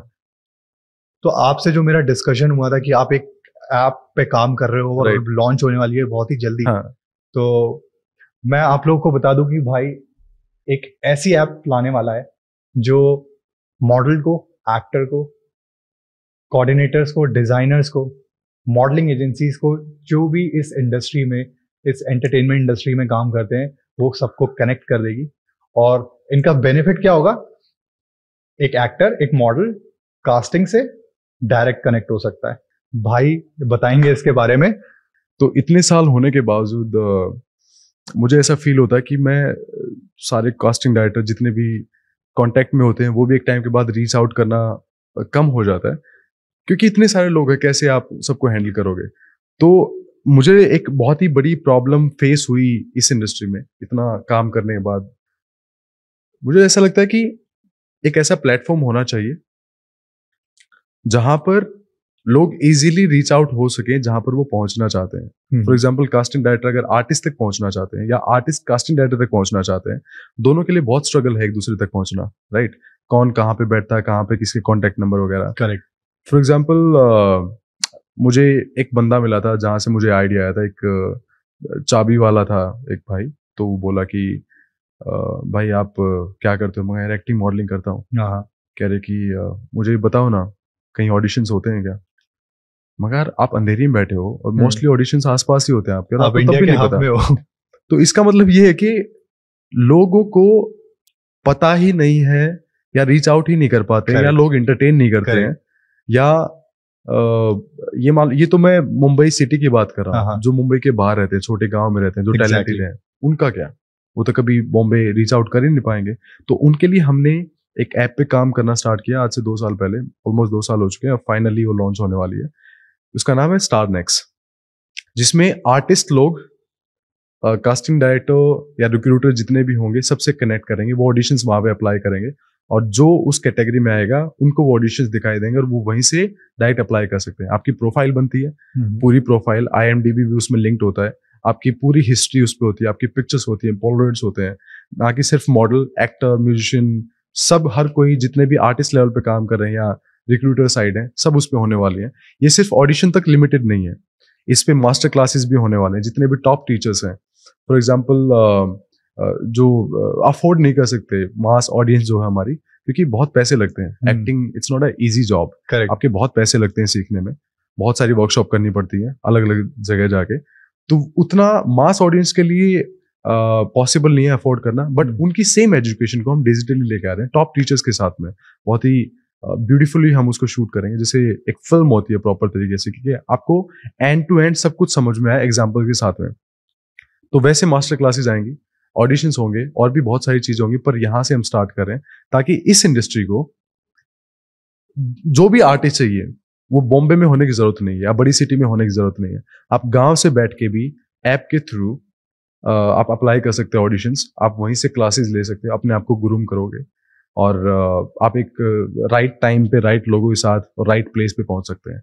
आप शूट करो, उसके बाद मतलब आप कनेक्ट कर सकते हैं भाई। मतलब मुझे ये लगता है कि ये ऐप जो है ना वो इंडस्ट्री का पूरा गेम चेंज कर देगी। एब्सोल्युटली। और कांग्रेचुलेशन भाई इस ऐप के लिए। एक्चुअली मेरे को ये आइडिया कोविड के टाइम पे आया था कि मैं किस तरीके से लोगों की हेल्प कर सकता हूँ, तो मेरा ये आइडिया था सबकॉन्शियस माइंड में कि इस ऐप पे काम करा जाए, बट किसी रीजन की वजह से मैं नहीं कर पाया। बट मेरे भाई ने इनिशिएट लिया, तो कहीं ना कहीं तक हेल्प हो ही रही है, और विच इज वेरी गुड। और मैं बहुत श्योर हूँ इस ऐप के लिए कि ये ऐप बहुत से लोगों की हेल्प करेगी, बहुत से लोगों की हेल्प करेगी। Definitely. भाई हम चलते हैं अपने रैपिड फायर राउंड की तरफ। लास्ट सेगमेंट है, who is your biggest celebrity crush? Deepika Padukone. Okay. Your favourite director? Sanjay Leela Bhansali. Okay. And Neeraj Pandey sir, of course उनके साथ काम किया, बट नेक्स्ट फिल्म में उनके साथ करना चाहता हूँ। Yes please. Okay. Yes. Your guilty pleasure?